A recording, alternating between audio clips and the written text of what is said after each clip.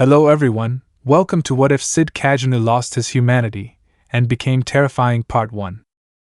Before we start, please go support Wixter12 for writing that awesome fanfic. This is the translated version I made. There will be some mistake in character's gender, but of course Cid is a male. Has Cid Kagenou lost his humanity? Is something wrong? The discovery of who he is, what his goals are, what he'll do besides being an alpha, and the girls. Prologue. This story is Delta X Shadow, however, I decided to change the title and not make it one as such, since I feel that this story has more potential to be a separate and original story than another ship. Also, I will try to give Shadow the development that some ask for. As always, the reviews tab will be open. Without further ado, let's begin this resumed story. Why do you still follow me, Delta? You know that all this about being the eminence in the shadows is personal, as he mentioned. I don't know what made you think that, boss, but you must be sad, right? Delta feels that Shadow-sama is sad. He just stared at Delta. He had remembered his advanced sense of smell allowed him to know someone's mood, and he just sighed. He couldn't lie to Delta.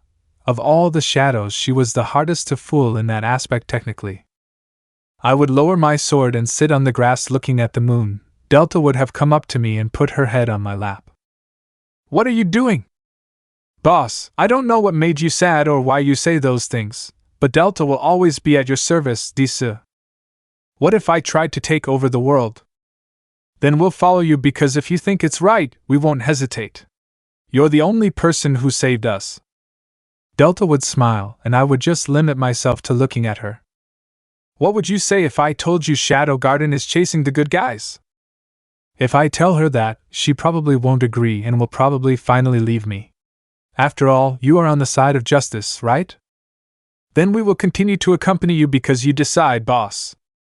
Shadow would only remember the undeniable amount of people he had killed. For a few moments he had begun to think if what he was doing was really right, if it was the path he always wanted to choose.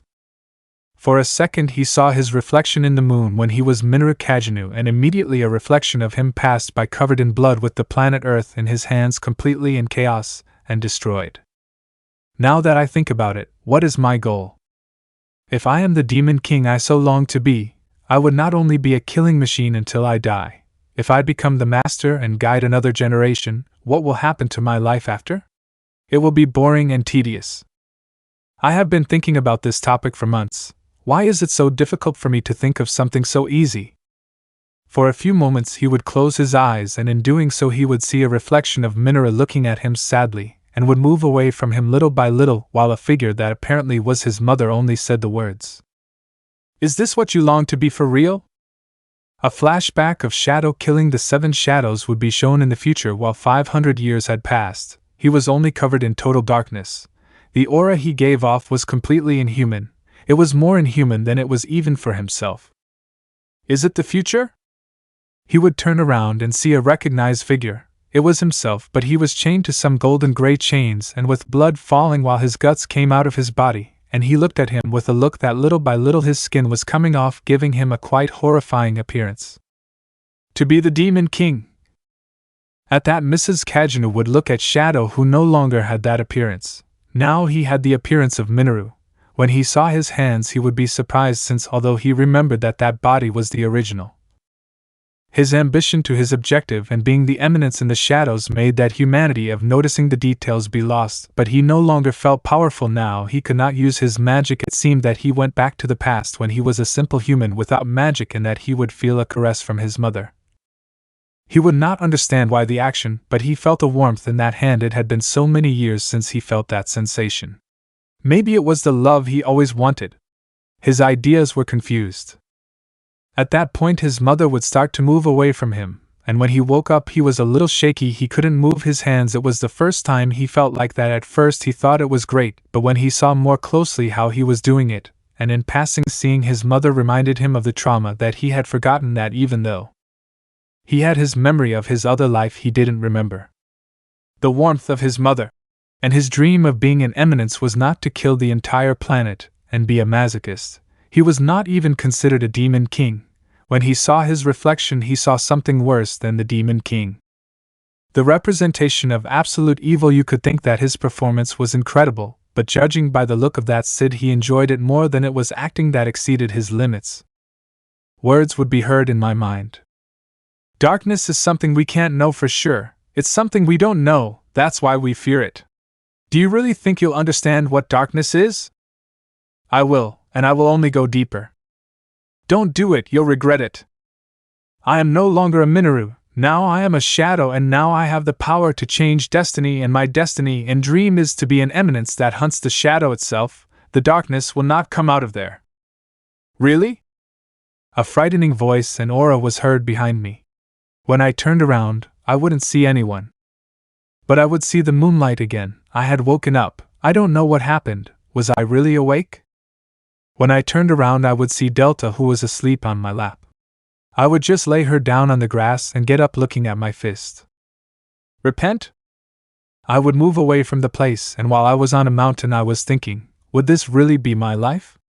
It is true that as a Minoru Kagenou my life ended very early, but I am no longer a Minoru. I no longer have a manipulative family giving me orders, and now I have the power to change destiny. I built Shadow Garden. And I pursue my dream of being the eminence in the shadows, but I cling to the fact that I am not yet all the eminence. To be the eminence and only fight and see all the NPC? What did I say? I am an eminence. Why am I doubting now if I should be one? That's what I prepared for, right? Shadow would grab his face, and several memories that he swore he had forgotten were coming back, among them a very strong trauma he had suffered. Did I even suffer a trauma? Aren't you like your father? Why were you born? Magic, more power.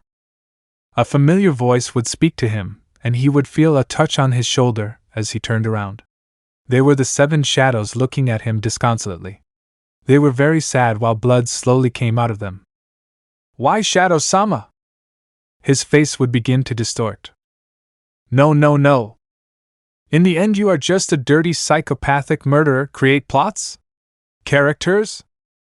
You have lost your humanity. You killed what you yourself cultivated, and now worms came out of the hole. The cult of evil to be stopped by an eminence, remember? But you murdered your own eminence. You are no longer human. You are a psychopathic murderer. I was definitely not wrong to have abandoned you. Shadow would begin to touch his chest. His breathing was agitated. It sounded strange and even silly to describe what I was feeling, but it was no longer the fact that the memory he thought he had forgotten returned, and his mother and his true form returned. That power that gave him security does not exist in hallucinations. Shadow discovered something that not even his power can face. In nightmares you cannot face what does not exist, and there was still the fact that that mysterious voice followed him. Shadow would get up a little agitatedly, and seeing the sky was all destroyed, he would start to walk. There was no one around him. It was a desert void. The only thing he could see was a light at the end. Around him there was blood and in turn bodies. Alpha? His voice would echo everywhere. Zeta? Beta? I would start walking faster, and that light had disappeared as I walked quickly. You couldn't see anyone or anything. Everything was totally isolated. What he had built so much was destroyed. Even though he was the Demon King, he didn't plan for all this to happen so in chaos, but to the point of extinguishing life. The color would fade, and all you could see was a white void. It looked like that time I went to the sanctuary. The difference was that this time there was literally nothing. Delta? Gamma? I don't know why I'm getting desperate. I'm supposed to be the eminence in the shadows alone, even if my plot is to be the Demon King and wreak havoc. I don't know why. I'm feeling cramped. No, this isn't right. What's going on? Weren't you supposed to be the eminence that would make all darkness be at his feet? That it's just you alone against everyone? That everyone is an NPC? Here is the world you wished for, you damn psychopath. A world where no one else will bother you. His mother would tell him this as Shadow fell to his knees slightly to the ground. Don't tell me this hurts you. Deep down in your heart you long for this. Little by little, you're awakening to your true colors, and the human side of you is closing in. But that's okay, right? You said it's your dream. I was willing to do it, perhaps, but to the point of nothing? I mean, I'm a mob and an eminence, not a robot. I'm a nascent cliché. You will like solitude very much, be like me. Let's make hell. In that case, I would hear my name everywhere. Boss. Boss. Boss. Am I dead? I would open my eyes and see Delta next to me, who had tears in her eyes. Boss! Delta would hug Shadow quite worried. Boss, I'm so glad you're okay. What happened? Delta woke up and watched as the boss stared into space and suddenly climbed onto a mountain of water and threw himself off. Luckily, I didn't let you fall, Disa. I jumped off the mountain? But I just climbed up and stood there thinking, was my body moving on its own? Was I dreaming? Why did you do it, Disa? Delta looked at me quite sad. It was really the first time I had seen her so devastated. Not even when I met her for the first time she had had that face. I only limited myself to stroking her head a little. It was nothing, Delta. Boss, if there's anything bothering you. She would have leaned on me. Please don't do that again, Disa. Delta still wants to hunt animals with you. Am I shaking? Why is his hug making me shake? The feeling of having lost everything in one fall, even though I don't feel anything, my body did feel everything, although I was already used to the fact that if my time came at any moment I would accept dying. My body and a part of me didn't really want to die, and Delta's hug was giving me back what I thought I had lost. But what? For the first time, I wouldn't take this at all as a planned plot or one that I really wanted. I didn't predict this, and it was something that I didn't know was interesting. Delta, if I were an uncontrolled monster, what would you think? Delta would look at Shadow. I wouldn't mind as long as I'm still by your side, and I'm sure we'll all be there for you even if you change, boss. You saved us. We owe you our lives. Delta always wants to be by your side and eat Alpha-sama's chops. But what if I didn't care about you and only thought about chaos? I know the boss isn't like that, and if the boss becomes like that, there must have been something wrong. Boss, we are your true family. You are the leader of our pack, and believe me, just as we trust you, you can trust us. Delta continued clinging to Shadow without letting go. How strange, I would normally say Delta stay away from me or Delta don't mark me.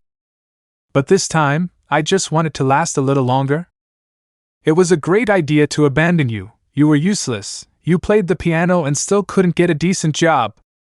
Delta was eating happily until she saw that Shadow was thoughtful with his gaze lowered into the fire. Boss. Delta would have brought a piece of meat to Shadow, who would just look at it. Take. Delta. Shadow would take the piece of meat that Delta had given him. I guess it's not the time to remember such stupid things like the past. As I said before, I'm no longer a Minoru now, I'm a Shadow, the one who hunts in the shadows and stalks them. Delta would start eating her piece of meat, getting quite dirty. Although it wasn't something new, it always happened when she ate. Delta, do you usually eat raw meat? Yes. Since I was born in my pack, it was always the custom, so I adapted. But now you're free. Yes, but... Delta would begin to remember the words her mother had told her. And this is how you cook food, you see? It's easy. Ah, wow, Delta wants to try. Sure, hee, but be careful, the oil is hot. Delta had accidentally splashed herself with it while trying to move the pan. Kya, it hurts, it hurts, it hurts. Delta hurts. The girl with ears would take her recently made wound and shed some tears trying to look strong, but it was too much pain, it was hot oil, even the strongest wouldn't avoid shedding a few tears. There is Delta. Delta's mother would put a bandage on her arm and gently massage it, trying to calm the girl, who was still quite sad. Calm down, it's over now, okay? It was just a rose. Mom, I don't think so. Delta doesn't think she's as good as you. Oh, come on, daughter, don't say that, you're the best of the pack. You're very strong and very pretty and smart, you got it from your father. Delta's mother would caress her head tenderly, causing the girl with dog ears to blush a little at her mother's action. She really was very sweet to her, and always treated her with love, unlike her father, who was very strict with her and her training. Because she was the future leader of the pack, since she had superior potential, she always worked tirelessly, and that prevented her from doing other things that she enjoyed, like cooking. She was more of a warrior than someone normal, and when she tried to learn something she failed due to the little time she had to learn something. It wasn't that she wasn't smart, on the contrary she was very smart, but her potential was never released due to her duties. But Delta has been trying so hard to learn how to cook or do anything other than just fight, and Delta can't learn anything. Delta, you are a very intelligent girl, the smartest of all, and like your mother, I am sure of it. At that she would hug her mom happily, the pain had passed as if nothing had happened. She really liked those words. She always liked it when her mom praised her and treated her that way. Delta! Come back, we have a mission! I'm coming! The girl would walk away and go to her father and the rest of the pack with her mother's smile. Delta likes eating raw meat better. How strange, well I can't blame her species, that's how it is. I remember that the tigers in my world like to eat their meat raw. I guess that makes sense. With my magic I would make a small fire in my hands cooking my piece of meat so I could eat it. While I was setting my flesh on fire, I would tilt my gaze a little and look at Delta, who was shedding some tears for no apparent reason. What's wrong with him now? Delta would quickly wipe her tears when she noticed Shadow was looking at her since he thought she was bothering him. Sorry boss, I got a little garbage disa. I see, don't worry. The meat that was burning was ready when I took a bite. The flavor was very good. Wow, this is good. I think I misjudged you, Delta. I continued eating when I felt a slight push. It was Delta, who had fallen asleep on my shoulders. I don't usually go to sleep so early, which is strange. Well, I would leave Delta and make some slime as a blanket and leave her on the floor while she slept soundly. I'd better leave it with Mitsugoshi or Alpha will get upset. I would charge at Delta while moving quickly. I was thinking some things. Killer. Don't do it. These thoughts are annoying, why don't they go away? I've tried to make them disappear, but it's something that not even magic can achieve. Could this be a part of me? As I moved I would look at Delta once more and begin to remember the words that being had said to me. Why Shadow-sama? Assuming I hurt them, why would I? The plot must have been pretty strong if that's the case. Maybe it's best that girls won't approach someone like me. Well, they've been staying away from me since I was 12, 3 years ago. The little human thought that remained in Cid had come into action, and he would look to Delta. In a short time my humanity will be gone, and when that happens no one will be able to stop me. Shadow had arrived at Shadow Garden and would leave Delta on the mat where he usually slept and would approach a desk. Maybe it will be the last time you see me like this. Shadow would start writing. The next morning. I can't believe it. Why would he do that? Delta would hear whispers and would clean her eyes to see in more detail what was happening and would look at the shadows which apparently were not entirely happy. What's going on? Delta, you finally wake up. Beta would give the letter to Delta who, upon looking at it, would read what was written. This time it wasn't any shadow code, so anyone could read the note. However, Beta would read it for her again since Delta couldn't read. I want to thank you all for joining me on my journey of eminence in the shadows and for playing along. I'm writing this letter while the mission is getting more difficult. The hidden one who was losing his humanity. This might be a very risky mission for you, so it was me, and even for me it's a bit complicated. If everything goes wrong, I want you all to use this and give it to Zeta so she can make copies. Next to the letter was a magic potion of a rather dark color. Do it when the time comes. At that point, Delta would begin to remember when Shadow had almost committed suicide when he had jumped into the water fountain. Boss. But why did he tell us that? Did he abandon us? Alpha would be devastated like the time he betrayed them when he was John Smith. No, he would never do that. The mission must be very difficult, and he's protecting us. Zeta would look at Alpha. But Shadow-sama should be fine or not? I haven't seen him all day. It's strange that he doesn't miss classes. He's not feeling well. Delta looked down while clenching her fists. Delta? The boss isn't feeling well. Do you know what happened? Delta. Have you ever wondered how he was doing? That? He's worked so hard for us, but we barely speak to him. It all started when we abandoned him. Delta is enough. No. I don't feel relieved knowing how the boss is. He's always alone, always doing his missions, but have you ever stopped to think that he started to overexert himself too much? Alpha-sama, I think she's right. If we hadn't abandoned him that day. Delta isn't happy with how he is. Do you know what happened yesterday? He tried to commit suicide. That? But. And who was there for him? No one was there, no one was there. If it weren't for me being there, he would have been hurt. He must be suffering a lot inside, but he never tells us why. We're always busy, and he takes care of the work. When we're sad, he's there for us, but when he's sad, who's there for him? It's true that he loves us, but he also has feelings. The shadows had fallen silent. There was really nothing to say. What Delta was saying was totally true, and even more so the fact that they always received attention from Shadow and Cid and were always saved by him, in addition to the fact that he was the one who gave them the ideas, and without him they would not be what they are now. The pressure that he carried for so many years was never taken into account. They always thought that Shadow was fine because he never showed sadness or any weakness. In their eyes he was the very god of heaven. But the truth is that he was also a human. I don't want to be alone again, and that's why Delta will go to support him. Delta would leave Shadow Garden. Delta, wait! It's better to leave her, Alpha-sama. I think she's right. We depend a lot on Shadow-sama, and if he ever suffers something, we'll be the last to know. We can't go on like this. We've already abandoned him once. We can't abandon him again. In that, Ada would speak out of all of us. The boss probably won't listen to any of you. So what do you suggest? We just leave it like that?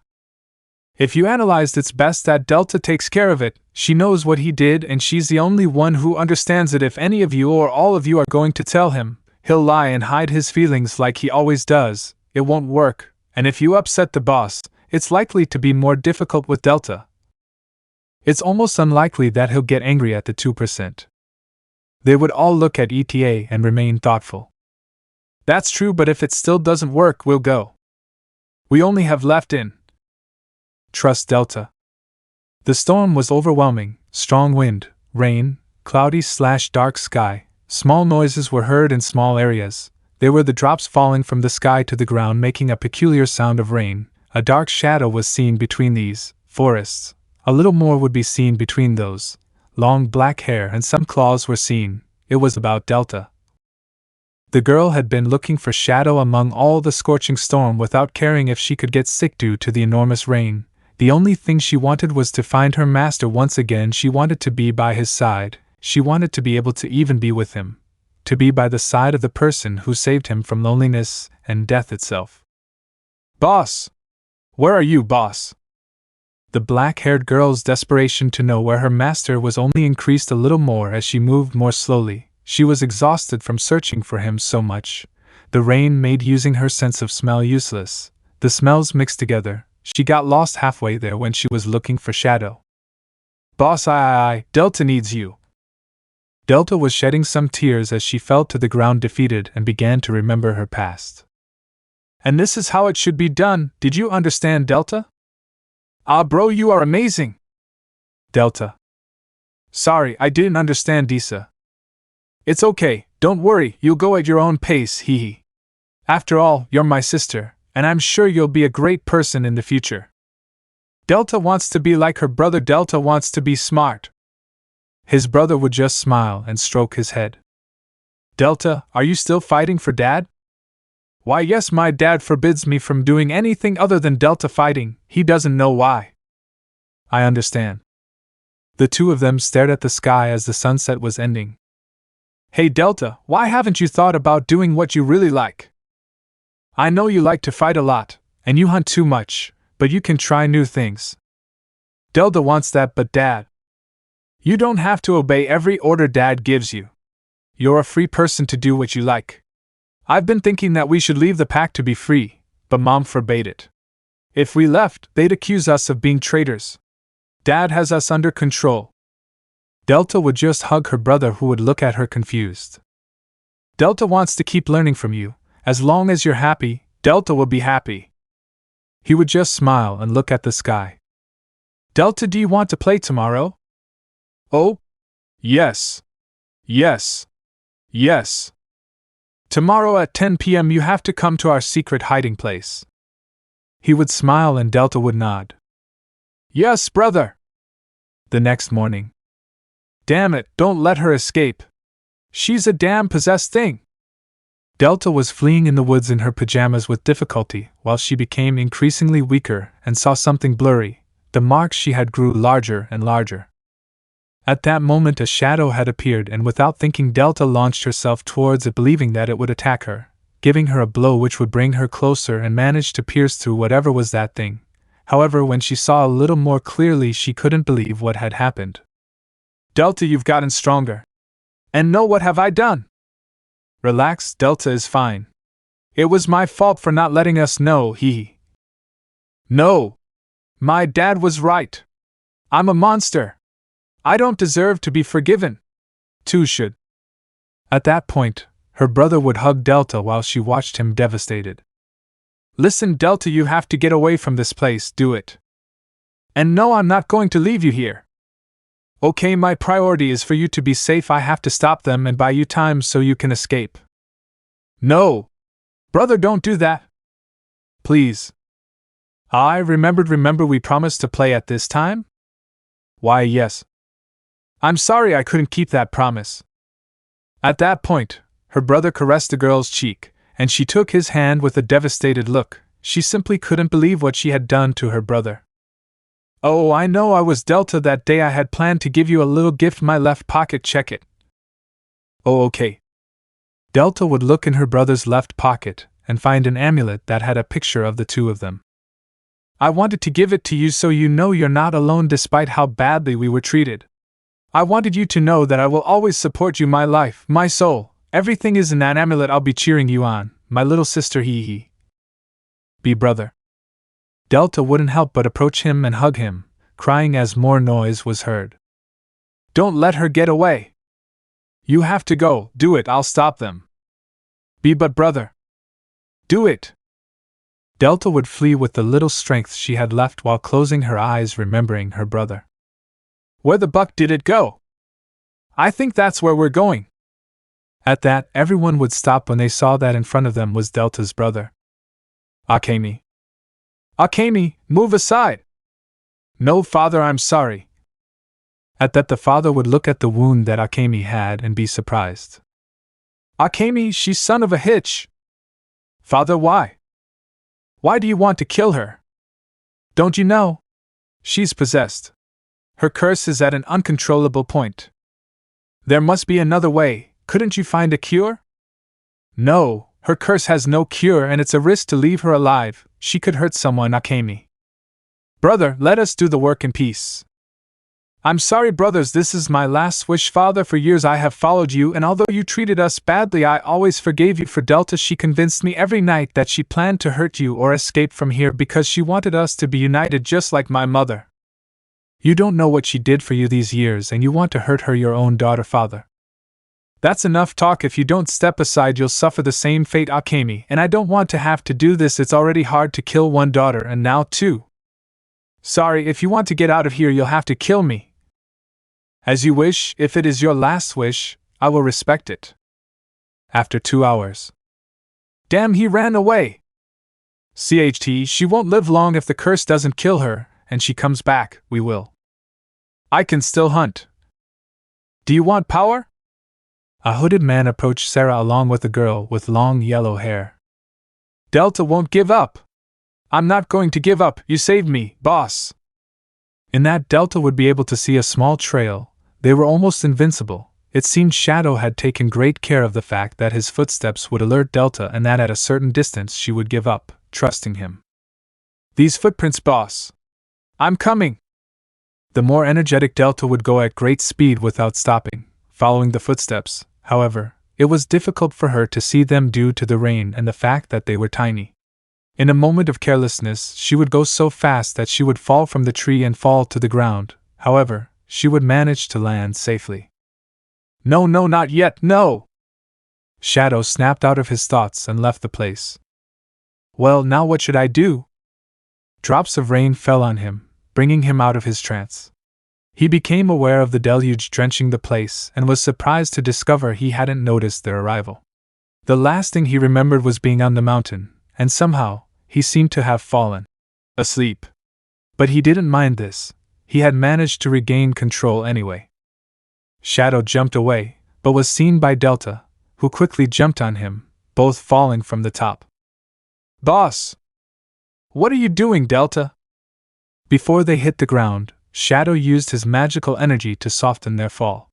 He knew he didn't need to thanks to his extreme physical resilience, but Delta could get hurt. Boss! How many times do I have to tell you to stop dialing? Shadow didn't even finish speaking before he noticed Delta was crying. He stared at him. Now what did I do? Boss, you're a fool, don't do that again. Do what? Boss, we love you very much, so don't do what you were about to do again. You've never been alone. What are you talking about? Even at a time like this, he jokes, but don't worry, I won't tell anyone about his emotions. Well? Let's go back, it's very cold. Yeah. Shadow, hee hee. Ha ha ha ha ha. Ha ha ha ha ha. Did you have a screw loose? Don't make a big deal out of it. How's the plan to recover the princess's blood going? It has failed. Failed? Well, we sent one of our strongest subordinates, but he was defeated. We suspect it was Shadow Guard. Shadow Garden, but they're only fighting the cult, aren't they? Did they find out we're collaborating with them? No, I don't think Shadow Garden is the only organization behind this. Maybe it's time we gave Shadow Garden and whoever was responsible for this a taste of their own medicine. Shall we use it? Not yet, let's not rush. I was going to kill her anyway. Where am I? What am I doing here? You're awake now. You'd be a very good girl if you stayed where you are. Go to hell. Watch your mouth, or else I'll sedate you again, and you won't want that. The girl looked around and noticed that she had no clothes. The guy just smiled with lust, which made fear arise deep inside the girl every time he looked down. I liked you better when you were a little girl who did what you were told. You've become very rebellious since we kidnapped you a year ago. You escaped once, but you won't do it again, or else your body will be the least of your worries. Shadow returned to his apartment, but upon entering he was surprised to find that all 7 shadows were gathered in the same place. Shadow-sama! Everyone hugged him except for Ada, who had fallen asleep on her couch. Shadow-sama, I thought we were going to lose him. Shadow! Shadow-sama! What's wrong with everyone now? First Delta, and now this? Oh, Shadow-sama, we... Just as he approached, Ganma fell to the ground face first, hitting himself hard. Kia! We were expecting it. You have blood. Zeta approached Shadow, hugging him with a sad look. Master, is what Delta says true? What is true? We know what you're hiding, don't worry. Hide what? Explain to me what's going on here. Don't do that again, okay? Do what? Wait, did they notice I was stealing their gold? Oh no, that's not possible. Okay. Beta, report, what's the situation? Yeah. Beta took out his glasses and started reading a note he had. We've noticed that strange items have begun to be sold in Midar, including unusual weapons and various artifacts. It's suspected that the cult or some unidentified organization is behind this. Alpha-sama, are you okay? It's no big deal. Another organization? Wow, I never thought another organization existed. This is perfect for a new plot. Shadow-sama, what should we? For now, we're just keeping an eye on them. If they make any suspicious moves against us, that's when we'll intervene. There's no evidence they're bad guys. You're so right. Shadow-sama, your kindness is so great. Actually, I said that because I couldn't think of anything else. I'm too busy right now thinking about possible new plots. Well, it's decided. You heard Shadow-sama. We are withdrawing. You can go, I'll stay. Zeta approached Shadow with an annoyed look at Delta, who was also approaching the latter. Don't even dream about it. Shut up, you dirty wolf. Growling, who are you calling wolf? No one is staying. Why yes. I'm so sorry, Alpha-sama. Delta left the place. What can I do? Zeta also retreated, as did the other shadows, except for Alpha. Shadow about today. Alpha, I'm not understanding what you mean. Could it be that Shadow lost his memory of the incident for some reason? If that's the case, I can't allow him to find out what he did, or he could do it again, but it's impossible to lose his memory? It's no big deal. Okay. But if you ever feel lonely, don't hesitate to come with us, okay? Alright? Alpha suddenly hugged Shadow, who was somewhat confused by the blonde's action. See you, Shadow. Alpha disappeared, leaving Shadow alone in his room. I don't understand what happened, but I know a new plot has begun. Chapter 1. After the teacher introduced the new students of the school, the entire classroom immediately gathered around them asking lots of questions. Where are you from? By any chance are you single? Your name is Alpha, right? Get lost. How cold. Comically aiming at his heart with an arrow. Epsilon-san, how did you get that size? It was a matter of good training. Epsilon looked at Beta with a very confident smile, which frowned. Wow, do you have a tail? Can I touch it? Zeta stared at the two for a moment, tension growing in the air. His face showed no emotion, but his gaze threatened every corner of her being. Don't even think about touching her, human waste. If you come closer, I'll kill you. Hey! They both stepped back involuntarily. They seriously looked like they were going to pee themselves. You understood. Did Zeta always have that scary attitude?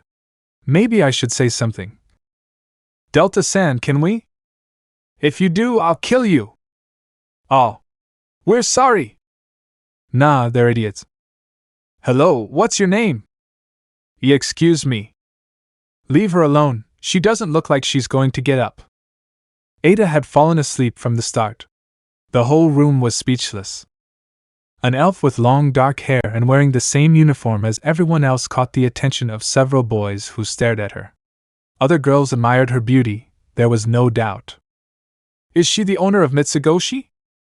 Mitsugoshi's owner? She's here? It's not that bad. Of course. What are you doing in a school like this? Well, a friend of mine works here. He finally convinced me to come. Dude?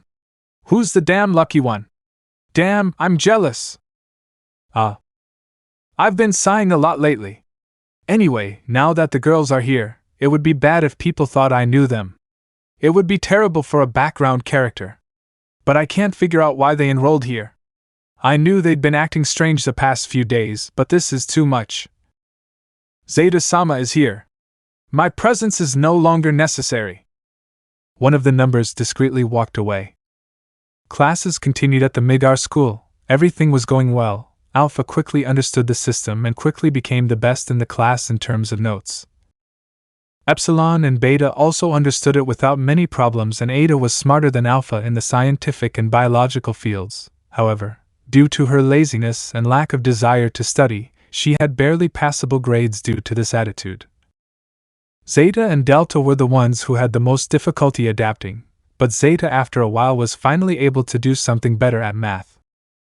In the other fields, it wasn't so much of a problem, it was simply reading a book, memorizing, and now, however, in her village, they didn't see math as much as Deltas and Zetas, so it was normal. Delta didn't seem to have as many problems with subjects outside of math, however. She was bothered by the idea of having to study to memorize since it was a lot of information to process, and she preferred to go hunting, making her have to work hard to get passing grades, at least with a 7. Luckily, Alpha rewarded her for passing with rewards like special meat or hunting, so this motivated her. I simply limited myself to observing this as always in class. The fact that they were here did not matter to me. I still tried to find out why they came to class to accompany me. However, that no longer mattered. They passed me the work, so I no longer had to copy, and Alpha as class president helped me a lot, so this was quite constraining. Cid! Cid, wake up, uncle! What's happening? What do you mean? What's going on? Wake up already, man! There will be a girls' volleyball tournament today. Yes, and those in our class will be there. We'll be able to see them jump. Hieros said lustfully while moving his fingers in a perverted manner. And we'll be able to see them jump. Oh, Buck, that's magnificent. Come with us. Yeah. It's been a while since I've seen a volleyball game. I'm not usually interested in sports. In my other life, I saw it as unnecessary, and it's not like anyone could beat me in sports anyway. I sat in the stands watching the shadows play. I'm sure you'll look at me, Shadow-sama. Tisk! Beta wouldn't let himself down, and would try to look his best for his master and cheer him up in a way that he could be proud of. The tournament is about to begin. Get ready. Pass.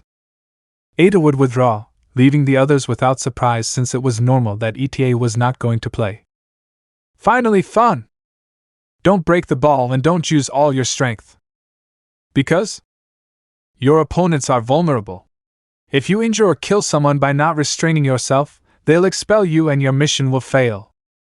Okay, Delta will try to hold back, but that will be boring. But we can have a friendly match if you want to use your Delta force. Beta would smile and Delta would cheer up with what she heard. Yes, yes, yes! I will win this match for you, Master. Looking at Cid, who was calmly observing everything. Maybe it was a bad idea. I'm so sorry, guys, I couldn't stop them. Cid would put both hands together as a small apology because he knew what was coming. Attention. Everyone would pay attention to what the narrator said. Let the volleyball tournament begin. Both teams would prepare. However, something happened, and it was that the Shadow team only had 6 members. Zeta, Gamma, Alpha, Delta, Beta, Epsilon, Eta had withdrawn, having a slight disadvantage against the opposing team. Attention, 1 member missing from the 2B team. We need 1 in. There's no need, Zeta exclaimed, leaving the representative surprised. Us. We are enough. Oh, okay, due to the group's request, it will be a 6 versus 7.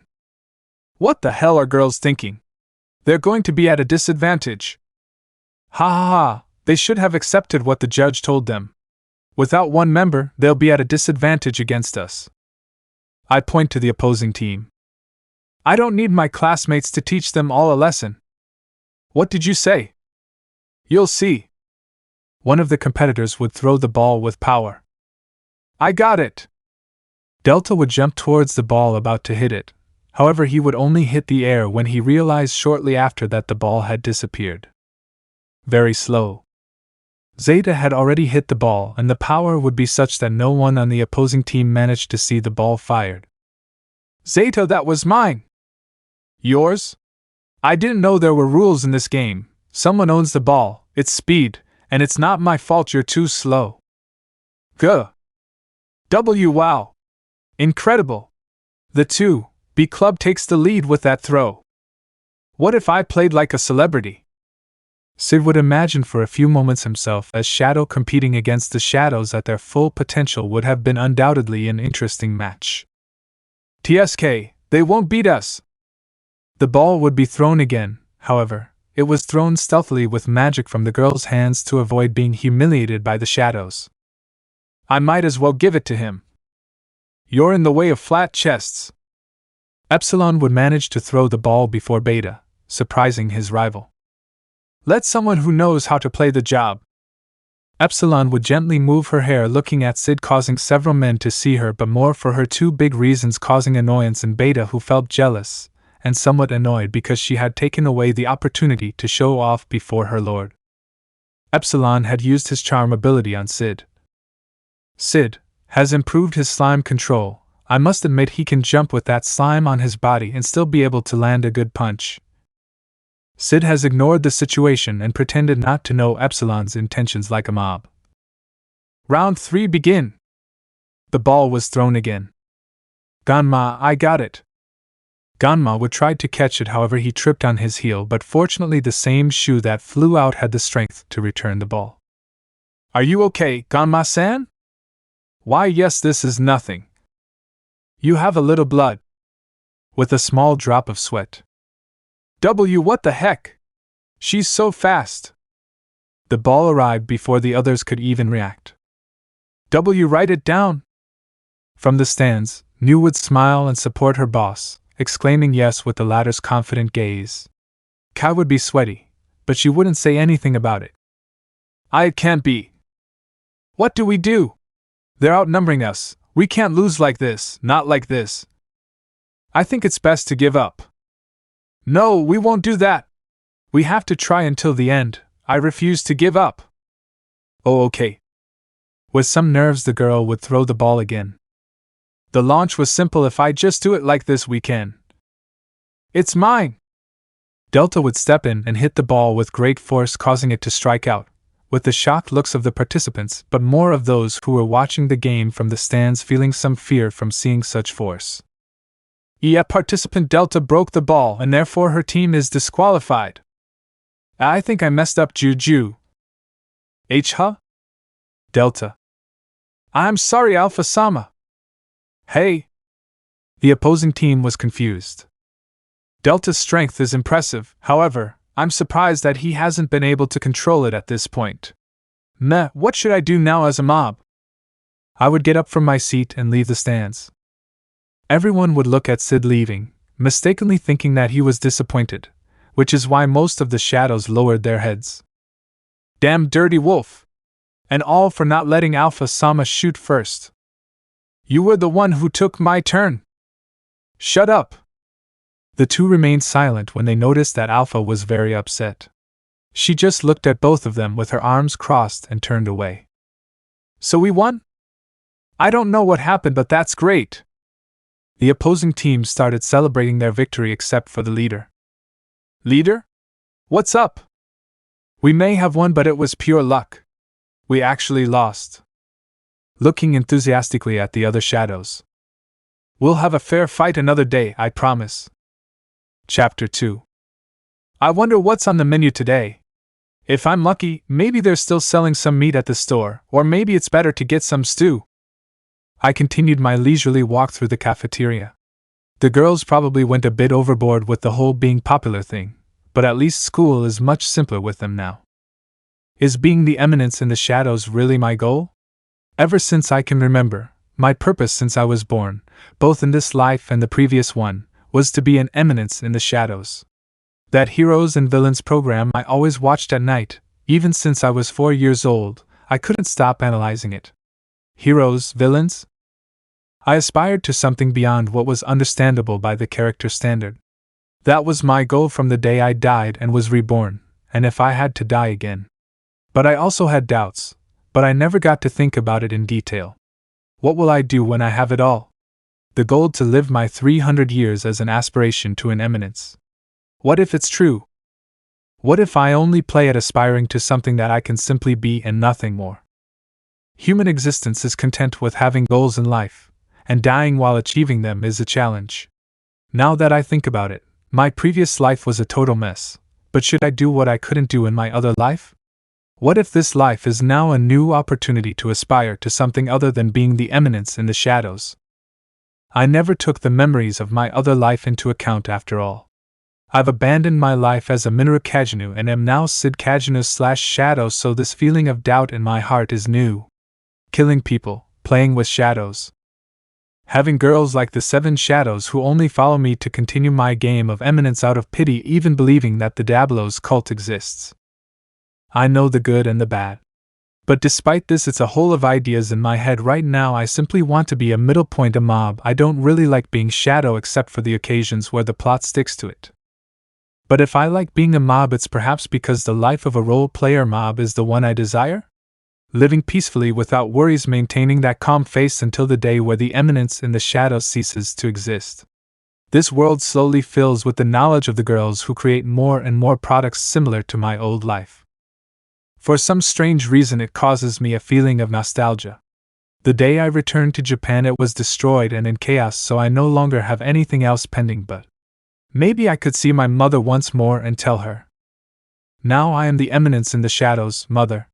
The dream that you took me crazy for, the dream that you supported me with out of pity. To be the strongest man in the world and have a life that I can be satisfied with. A life where I don't think about an unattainable goal and wasting it. Why? Why aren't you normal? I'm pretty normal, Mom. In fact, I'll be the only normal one when I fulfill my purpose. First, your father abandoned me for that stupid hitch. He broke his promise and left me with a terrible son like you, who now turns out to be obsessed with watching cartoons and chasing an impossible dream. Why don't you pursue a bigger goal, like becoming someone in life or bringing your father back? That's all I ask? No, Mother. I will not satisfy your wishes. Be quiet! A slapping sound was heard throughout the room. Perfect, it's the action I expected from you, Mother. You're a good background character, it helps me a lot to practice, but still it hurts you're very good at acting, Mom. Tears fell from Minoru Kagenou's face. He reached out to feel them. When he felt the drops fall onto his palm, he became confused. This wasn't planned.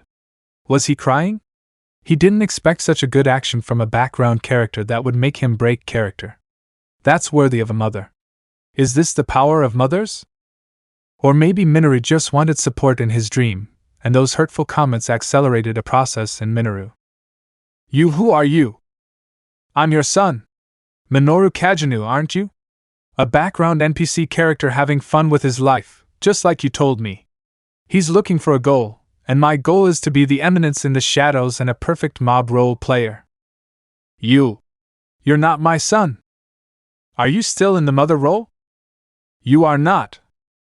If you'll excuse me, Mother, I must continue my dream.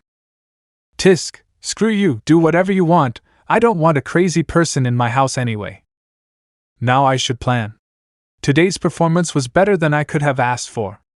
I've definitely mastered the role of a mob, and I've only been practicing for 2 years. But it's still not enough. It's still not enough to be the eminence in the shadows. A light knock sounded at my door. Is this when my mother will come to apologize for her actions? I haven't thought of a response to give. What face should I put on? Superficial isn't very mob. I approached the door and turned the knob to finally open it. When I did, I was surprised to find that the person behind this door was none other than my older brother. It was rare for him to see me and speak to me for as long as I can remember, ever since I started practicing my mob game at age 8. He hasn't spoken to me anymore. Now that I'm 10, it's strange. Let's see what you say to me, big brother, this is your grand entrance. Can I come in for 1 second? Yeah. I opened the door completely to let my older brother into my room. I haven't been in your room for a while. I see you've changed it. My brother noticed the action figures I had of different detective characters and everything associated with anime/manga, and the closest thing to an eminence in the shadows was the room in short of an otaku/little boy who aspired to be someone else. I know I shouldn't leave the background character, but you should stop smoking. I'm an NPC, what does it matter? Not quite. Well, we didn't come here to talk about that, did we? Do you want to talk about what happened this morning and give me some comfort? Despite your age, I'm surprised you're so quick to deduce the intentions of the people around you. I was practicing. Well, I'm not against what you aspire to nor in a position to judge whether the choice you'll make is the right one or not. I simply came to tell you that. You shouldn't take everything literally. NPC. I didn't really do it. So you know Mother hates you? If that's the case, why are you pretending she's acting? Why is she a bad mother, right? If she hates her own son and thinks he's insane, an action like being tender and pretending to be hurt when he's the son who gets straight A's in school but is bullied doesn't sound bad, but it doesn't fit the role of a mob. Those tears you let go a little while ago. They were real tears. I guess I broke character? I won't say anything else. Only the day. You think you've achieved your goal. Don't back down. Back out. Someday you'll understand.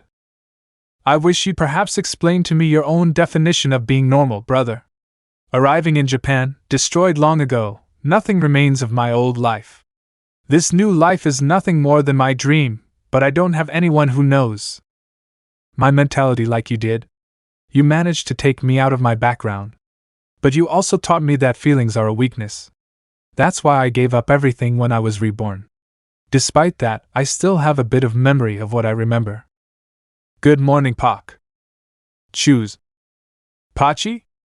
Alexia would notice that Cid wasn't responding to her, thinking that maybe he was ignoring her until she approached him, with the intention of hitting him to annoy him. However, as soon as she approached Cid, she would notice that he had a little saliva falling from his mouth while he had a slightly lost look. Pachi! Alexia took both of Cid's shoulders, moving him side to side. Pachi, wake up! What day is it today? The stolen gold of Alexandria, the gold of the lost city. Where is my gold? 300 years. Cid woke up and looked at Alexia, yawning slightly. Alexia-san? What's wrong? You were asleep a while ago, standing awake for a few moments. Didn't you sleep at all? Asleep? I was ordering my lunch. Lunch? What are you talking about? Recess ended 10 minutes ago. I walked by on my way to my classroom and saw you standing in the middle of the place. Hey! You really don't remember? No. Forget that. Your classes started 10 minutes ago. Come in now or else you'll get reported. Yes. What do I miss for 10 minutes? I was just ordering my lunch and it turns out the next class is already on. Maybe I didn't sleep well, but that doesn't make sense. I can go days without sleep because of my magical reserve. If I were really exhausted, I wouldn't fall asleep standing up. I'd better get back, or I'll get scolded, and it's still the first day of school. Are you Natsume-san? The great novelist? Why, yes. We are fans of your novels. I love how well you describe the protagonist and how the girl who writes everything seems like a diary, giving us her perspective. And how she's in love, but for the sake of the plot, she shouldn't be. Will they ever be together in volume 27? Oh, I don't know exactly about that. Alpha-san is amazing. Incredible? Getting 10s in every subject is unusual. No one in the school has probably achieved it. I don't see how difficult it is. It's just memorizing a problem, analyzing it, and doing it. Do you really think so? Yeah? Well, we don't see it that way. Studying is so boring. I can barely stop myself from falling asleep when it comes to math or quantum physics. Alpha-san, by the way. Do you have a boyfriend? That question is no. Don't you have someone you like or something? Delta would approach both girls with an annoyed look. Don't disturb Alpha-sama. Delta is fine. But Alpha-sama is the leader of the pack along with Basu. They deserve respect. Delta. Yes, Alpha-sama. Alpha smiled and stroked Delta's ears a little. When she felt the touch of Alpha's hands, she looked at her with a confused expression. I understand what you're trying to do, and I really appreciate it, Delta. But in this student life, I'd like you to learn a little about what's going on outside, besides hunting. It's something he'd also enjoy. Learn? Yes. Let's keep it as a secret, understood? Yeah. Alpha-sama hasn't seen Shadow-sama yet? Shadow? It's rare that I'm late. It's been 10 minutes since class ended, and science class is about to start. It will not be possible for him. Alpha-sama? It's nothing. I'll be back in a few. But Alpha-sama loves classes. Alpha left the classroom while searching everywhere for Cid. She looked around and couldn't find him anywhere. I hope I'm wrong. He wouldn't do that, right? He wouldn't leave here without telling us first. Alpha continued searching with some anguish in his chest. Until he would finally see his master, however. He was next to Alexia, the person who humiliated and mistreated him a long time ago, so he didn't know whether to feel better because Shadow didn't do something reckless or why he was walking with that hateful person. I see. My relationship with my sister hasn't been the same lately. She's increasingly withdrawn from the house and her duties. She only goes out to train, that's all she does, It worries me. I understand. I've never seen her like this. When she's obsessed with something, it's impossible for her to give up until she achieves it, and I hope it's not something against the cult or Shadow Garden or worse. Have you talked to her? I try to talk to her, but she just walks away and pretends I don't even exist. Honestly, I have no idea what to do anymore. Could it be that the rumors from Midgar about her being defeated by Shadow on the news have affected her? Or maybe she's in her Chunibyo stage as an A-san. I continued on my way drinking my 70 yen apple juice. I could feel Alpha's presence watching me. What was she doing? Well, I won't give it importance, maybe it's some mission. Or maybe she realized that I'm a fraud and that I need her notes because otherwise I'll fail. Now that she's in class, it's harder to copy more because I should increase my stealth training with Zeta spying. The last thing I want is for the girls to find out that I'm a disaster. Is Shadow-sama copying? How detestable. What a disappointment. Basu? So you copied my notes? We're fed up with this nonsense. Pathetic. I looked at Shadow for a few moments. Why was he with Alexia during class time? Now that I think about it. I heard rumors that Shadow and her were a couple in school. Could they have gotten back together? Why would Shadow be interested in Alexia? Is this some new strategy? Is this something he's planning? Chapter 3. Well, we've arrived. This is the living room. Yeah. I have to go, see you soon. See you. Alexia left, leaving me alone. I'll head back to the classroom now. Now that I think about it, I think I'd like to take another walk on my own. Maybe this will help me discover the answers I'm looking for and be another journey of self-discovery. Sound of door opening and entering. Can I come in? Cid Kagenou, right? You're late, don't let it happen again. Yeah. I walked over to my seat and proceeded to sit down. As soon as I did, classes started. Ha! Wait, Hannah, you run too fast! A little girl tried to reach Hannah, but she ran to avoid it while smiling.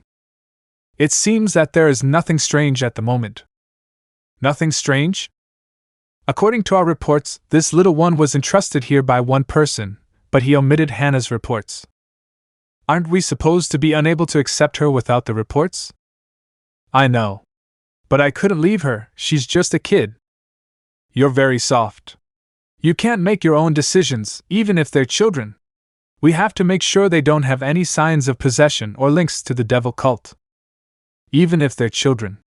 If any of the above is with them, it's painful, but we have to let them go. I understand, I'm very sorry. I'll let you get away with what you did today, but don't take your eyes off her, and everything that happens because of that girl will be your responsibility. Do you understand? Yes, I understand. Hannah, come here. The little girl approached and. Have you noticed anything strange lately? Any feeling of hurting someone? And no. You know I don't like lies, right, Hannah? If something happens, tell me honestly so I can support you and help you. Understand? If you lie, where will he get sad? Why, yes. Now go have fun. The little girl nodded and returned to her friends to play again. I see the plan isn't working. I'll have to resort to phase 2. The last thing I wanted to do was this.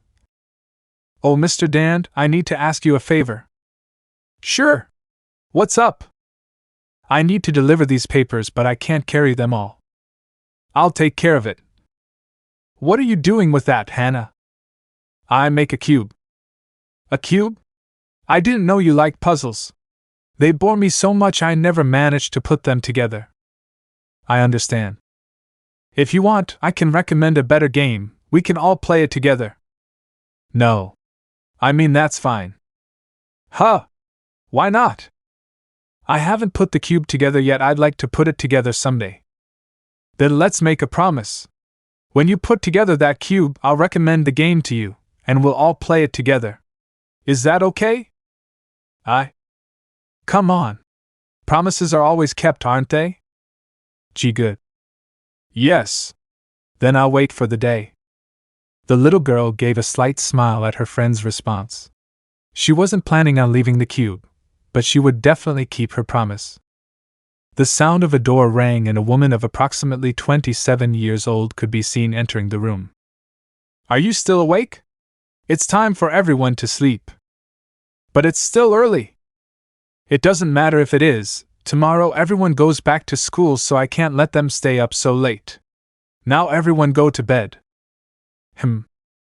Everyone would nod reluctantly and go to bed except for Hannah. "Come on, Hannah, you have to go to sleep too." "I can't sleep." "Can't sleep? Why?" "These guys always somehow extend my shift." Sigh. "I'll stay until you're able to solidify your sleep, okay? Now go to bed." "Why, yes." Hannah went to her respective bed and would be cuddled by whoever was next to her while being petted on the head. Once upon a time. Has she fallen asleep? It's weird. Normally, when kids can't sleep, I tell them a story for about 15 minutes to get them to sleep. I guess she was just afraid of being alone. The little girl held Miss's hand and slept soundly. Miss smiled a little as the little girl's actions confirmed her theory. "I don't know why you're acting like this, but I'll stay a little while until you can sleep soundly. I'm tired, but I have to get on with my shift. I still have 3 hours left." "I know. But they were the only available shifts. We can't go back." "I guess." Footsteps sound. "Wow, this is heavy. Are you Sarah?" "Dan? I thought you were off duty." "Oh, it's you. Can you help me?" Between the three of them, they would get rid of the excessive papers that were in the corresponding mailbox. Ugh. Why were there so many documents? No idea. It was my shift. But I offered to drive you, so I was a little late. Are you on your shift? Yes. We got in 2 hours ago, but my eyes are already hurting. I think I should change shifts now that I think about it. It was your idea that we were here. Why do they pay more? But I don't think I need more money if my body can't handle the shift. The truth is, age is already taking its toll on me. You're only 45. Why won't they let me take their turns? Take our turns? Did you ask permission? Yes. I took overtime because I need to buy something important then. I took the night shift. The boss sent me to tell you that you can leave. That's strange. He didn't tell us anything 2 hours ago. You're sure? You can go to the office to confirm it if that's what you're interested in. It's not necessary. If you say it, it's because it's true. In that case, we'll let you have our turn. Yeah. The two began to leave, not without first saying goodbye to their partner, who also responded with a smile. Dan put on some gloves as he left his post. He walked away from what was his post and looked into the rooms of the different orphans. Room 112. Sound of door opening. This should be here according to the report. Move forward to each bed. I tried to walk as quietly as possible to wake up the brats who were here. I reached the back and finally found my target. It was a girl with white hair and red eyes, just like the description told me. I found you. I approached the little girl and picked her up. As soon as I did, I put a handkerchief on her, but something went wrong. The girl woke up as soon as I did and started making noise. Hannah, go to sleep. Hannah. CHT. I pressed the sedative cloth tightly and put her to sleep. I got it. The mission is done. Now this orphanage parent ID is no longer needed. I started walking with Hannah in my arms. While I walked, I prepared my weapon. If someone was nearby, I would use it even if I didn't want to. Really using this place for a mission of this level was something that not even I liked at all, but if I disobey the cult of Diabolos, they will kill me. I have no choice. I'm sorry, Hannah. This is not personal. Yamada? What are you doing? Hannah fainted. I tried to get her to the couch and set the alarm. Did he faint? My companion approached the little girl. How foolishly he fell into the trap. Without flinching, I used my weapon on him to knock him out. But he saw through my intentions and stopped my weapon. What are you doing, Dan? It would have been better if you continued on your break shift, Yoichi. What are you planning? This doesn't concern you, Yoichi. Let me go. If you do, I'll spare your life. I don't want to kill you. What did you do with Hana? For your own good, it's better not to know. CHT. Yoichi took out a knife, which was the only thing he had on hand to defend himself. So you're going to do it?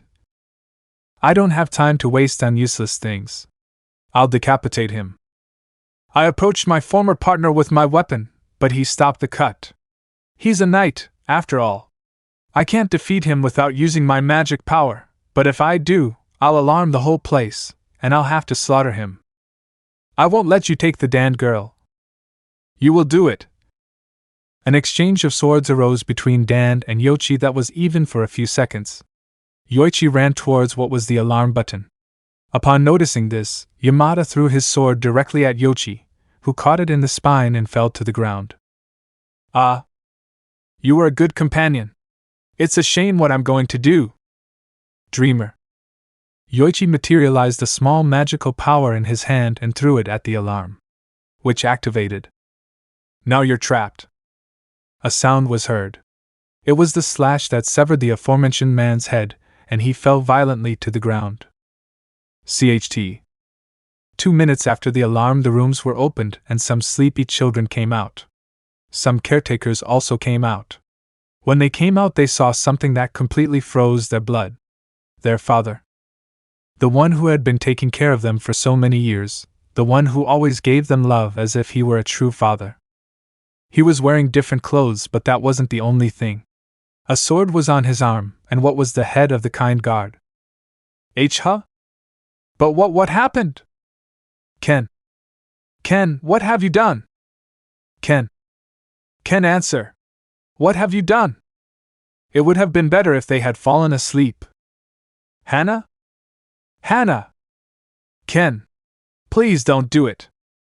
Due to the scandal, little Hana woke up sleepy. Dad? The girl barely mentioned those words and could see how her father, who was carrying her, used his speed and began to kill everyone in the orphanage with his sword. Blood and screams of agony began to be heard throughout the orphanage without Caesar. Kia! Please no! No! Piety! Blood splashed on the little girl, who, upon seeing what was happening, grabbed her face and confirmed that it was covered in that red distance. There was no doubt this was real blood, and her father was making it so. Stop. Is she awake? The sedative I gave her should put her to sleep for 3 hours. She shouldn't be able to move. Keep quiet. No more. The screams didn't stop. They all continued, and each scream stayed only in the little girl's head. She watched as each of her classmates was killed by their own father, and as each one's blood was falling. Memories flooded her mind of every person she had spent time with at the newly orphaned home, where she had spent the few happy moments that had lasted at least for a few moments. The only orphanage that hadn't treated her differently was perishing before her eyes. One girl remained. The one Hana considered a stepsister began to crawl away in fear. The only one missing is you. And no, please, no, father. Ken just approached the one he once treated as his daughter while she was trying to back away. No. Help. I'm sorry, you have nothing to do with this. Why are you doing this? We trusted you. You were our savior, our father, why did you? The little girl was killed by a single precise cut from the sword of her former father before she could finish, dying instantly after this action. Ken just looked away in disgust. Finish the work. Now I guess I should give the report. No more, no more. I forgot Hana was awake. That was excessive even for me. No more, no more, no more, no more. No more! The whole place started to shake slightly. What's happening? No more, no more, no more, no more, no more, no more, no more, no more, no more, no more, no. But what? It would explode into 1,000 pieces. Hana? Her surprised stepsister would get up with difficulty and would try to approach her former sister. However, she barely looked at her and noticed something strange. The color of her hair, her eyes, were different. She could barely look at her. Her companion disappeared. After a long while, Hannah lay unconscious on the floor, asleep, until she finally woke up. Upon doing so, she saw how the entire place was a massacre. Lifeless bodies were everywhere in the orphanage, and the entire place was destroyed. She began to walk slowly through what was her old home. As she walked, memories flooded her mind of the things she'd done. How this orphanage was the only one that hadn't treated her like garbage, how they always tried to teach her something new, and how the love she'd never experienced began to emerge. Tears fell from her face until she finally realized what it was. The body of the person she considered her father and mother lying on the ground. Hannah squeezed both of their bodies with her small fists and began to scream heartbreakingly. So this is the report. I can now confirm that she is not an ordinary child, so sending her to an orphanage is not a good idea. Is that why you're asking me to take care of it? You will care for this child and report her behavior/attitude by filling out forms and making reports yourself if you notice anything unusual. She is dangerous, so she should not be outside her room. If anything happens to her, you will be responsible. Understood. Let's go. All the cult spies retreated while the person in charge of the little girl approached her room and looked through the window at what was the little girl sleeping and hugging a bucket. So special, huh? If that's the case, perhaps she's the key to finally stopping the cult from being the biggest threat and finally triumphing, as my organization should have. Some time later. Hannah, it's time to eat. Sound of door being knocked. I don't want to eat. Hannah. What did we say about not obeying my orders? All right. Good girl. The door was opened and that guy came in with a plate of food and water in his hand. Finish quickly. I need to run some tests on you. When chewing, the girl felt a deep pain in her mouth and spat out some blood. Hurt. Don't complain and eat quickly, I don't have all day. All right. I can't find anything strange about her. Since when did the tests begin? 5 months ago. Since she was transferred here. As you requested, but nothing we've done has worked. There has to be a way. This girl was feared by the Diabolos cult.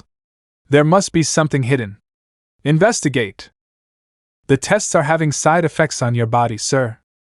Then fix it with your magic as many times as necessary and that's it. Stop bothering me. My arms hurt, I can barely feel my legs and it hurts to chew. Hannah hugged herself between her legs looking at the floor. Okay, I deserve it. Door opens. Hannah, it's time to have fun. Are you ready? I hope you are because I am. I haven't been able to stop thinking about you since the boss wouldn't let me see you because they ran the tests on you. But don't worry, I'll ease that pain. We'll have the best night. Why am I still alive? Why don't I just disappear? The whole place started to shake and shudder. What the hell is going on? Sector A1 was attacked. And why don't they take charge of killing the person responsible? Lord, we have sent the strongest troops, but they are all being defeated. Tisk. Should the gold I'm looking for be in these facilities? At least this is where Delta said it was. Stop! Duck down and don't move or we'll open fire. Cuckoo. What's funny? The moon is thick today. Probably because there will be a lot of blood. Attack! Hundreds of knights attacked Shadow, who with a confident smile began to finish them all off with quick and fine movements of his sword with speed and precision. I am the all-atomic sword. Shadow slashed with great power across the entire place. That slash broke a large part of the place where everyone was and wiped out hundreds of nearby experiments and enemies. All sectors were damaged. Will it be Shadow Garden or someone else? Then the day has come when I'll need to try it. But it's not even complete yet. Give me the pill. But it is still incomplete if you use it. Give it to me now. It's time to find out if my results were as expected. Without objection, his subordinate handed the pill to his boss, who, upon receiving it, brought it to his mouth and took a firm bite. Crag. His body began to increase in size, now measuring 2.5 meters with a somewhat deformed appearance. Small cubes appeared behind him, and he began to float. Barely finished the transformation, Shadow had already arrived where they were walking. Was it here? Maybe it was on the other side. You will be the first to die for my greatest creation. That guy swung his arm and caused the place where they were to change positions, which surprised Shadow a little. Exchange your places? Several rocks were thrown non-stop at Shadow, who began to run around the place, dodging and breaking some with his slime sword. As Shadow advanced, he noticed that his left foot was grabbed by what was once a rock that had now become an arm. This distraction was enough for several more rocks to hit him directly. This power is incredible! Is this Hana's power? A thunderous sound was heard and the stones were instantly broken. It was revealed to Shadow, who looked at that man with some seriousness. I like your skill. I'll start practicing it when I finish this. So you're still alive? How stubborn. What name could I give it? Now you will die. Several mana attacks surrounded Shadow and began to chase him. Shadow circled around the place again. Several obstacles tried to take his legs to stop him, but he noticed it and tore them to pieces when it happened. I am. Several rocks were behind Shadow, who raised his sword and pointed it directly at his enemy's chest, jumping in turn. Atomic sword. The whole place exploded and debris began to fall. What's going on? Hana felt a big tremor in her room, and she's thinking that maybe it was an earthquake. She's hoping a little that the ceiling might fall on her and end her suffering. I guess this is my end, Mother. The roof fell on the little girl, but before it could end up falling on top of her, a shadowy figure took her by the arm and took her with him. Huh! What did I grab? Shadow would notice that what he grabbed was not the money that was supposedly there, but a little girl who had her eyes closed. A girl? Okay. Maybe she has an idea where the gold I'm looking for is. Shadow fell on the spot next to Hana. Am I not dead? The little girl opened her eyes, and when she did, she could see Shadow, whose hand she took. Who is he? You. Do you know where it is? I asked a question. It's me. That? So you're looking for me too? I guess I can't run away from my destiny. Do what you want anyway. I don't have a goal to follow. Will you tell me where it is? What are you talking about? The gold that was here. You have to know where it is. I don't know. You lie, you know it. Don't know. Wait a minute, your eyes? I've seen those eyes before. Those are the eyes I used to use to make my entrance, but they're also the eyes I was described with in my old life. Lifeless, empty, soulless eyes. Why am I even thinking about this if she's just a little girl? I'd better go. Maybe there's nothing interesting. Leave. Shadow started walking but felt the hand grab his cloak from the bottom. It was Hana, who was trying to stop him from leaving. Let me go. Let me go now. Shadow looked at Hana with annoyance, who, despite seeing how Shadow had his gaze fixed on her, did not care and continued taking her cape. Don't go. Is she a lost child? I don't have time to take care of useless children. But she keeps holding me up, and she certainly reminds me a little of myself. I'll take her to someone. Shadow jumped and headed back to where he came from, unsuccessfully searching more areas for the money. What are you looking for? Are you still holding on to me? Money. I think I know where it is. Oh, really? Cough, cough. I mean, really?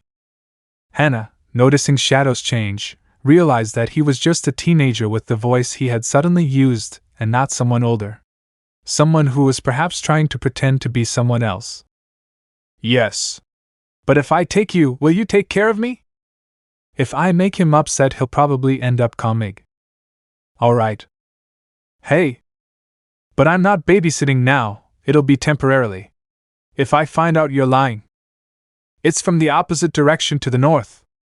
Shadow changed his direction and headed where Hana indicated. I'm going gold. For some reason, I don't sense any hostility from him. I don't feel like he wants to hurt me. Maybe he'll change his mind and be like everyone else, and he'll try to kill me at some point. Did you stop guiding me where else is? Left. It's time for you to come home. What's going on? Mom, Dad. I understand. Is there somewhere you'd like to stay? I don't have a place. I'll send you to another orphanage, maybe I can. No! The little girl held Shadow's cape tightly again while he just stood there watching the action. I don't want to be again. So what do you want? Don't even think about it. Please. No. Besides, I barely know you. Why would you trust me? Because you're the only one who hasn't hurt me. Your aura doesn't give off hostility, my friend. There are better people who can treat you, and I'm a shadowy figure, not a babysitter. Please don't abandon me. You promised to take care of me in exchange for the gold. Now I regret that decision. Absolutely not. Let me go. I won't do it. Whatever you want. Shadow moved at high speed, thinking that perhaps if he did, the little girl would break free from the force. But he was greatly surprised to notice that she didn't move away from him, and that a red aura was surrounding his hand. Still holding on, huh? Let's see how this goes. Shadow began to increase his speed, which made Hannah, instead of being thrown out, just continue trying to grab him with all her strength. Enough is enough. You better leave me or else. If you seek gold, I will give it to you, but I will not leave. Shadow would suddenly break, causing the little girl to fly and hit the ground in the snow. Oh! What did you say? Tisk. Say it. I'd give you gold if you agreed to take care of me temporarily. Why do you want me to take care of you? Because I need to find out something secret before I leave here, and I can't do it alone. If you don't help me, they'll put me back in there. I understand. But there will be rules. I won't pay for your studies. I won't buy you whatever you want. You break my things and I'll throw you out. You steal my gold and I'll throw you out. You won't study. Stay home or leave, I don't care. All right. Cid and Hannah entered the small apartment where Cid was staying. When he opened the door, he noticed that it wasn't very big, being a very small and closed room, but at least it was better than living in a place made of stones and with abuse. Can I use the television? No. Can I eat something? No. If you're going to do something, do it yourself. You are cruel. Yes, whatever you say. I'm only 10 years old, you can't make me. Can't. Pot. Cid took off his slime suit, revealing his appearance to Hannah, who looked closely at the transformation, intrigued by the slime since she had never seen one in her life. Is this really what you look like? Any problem? No.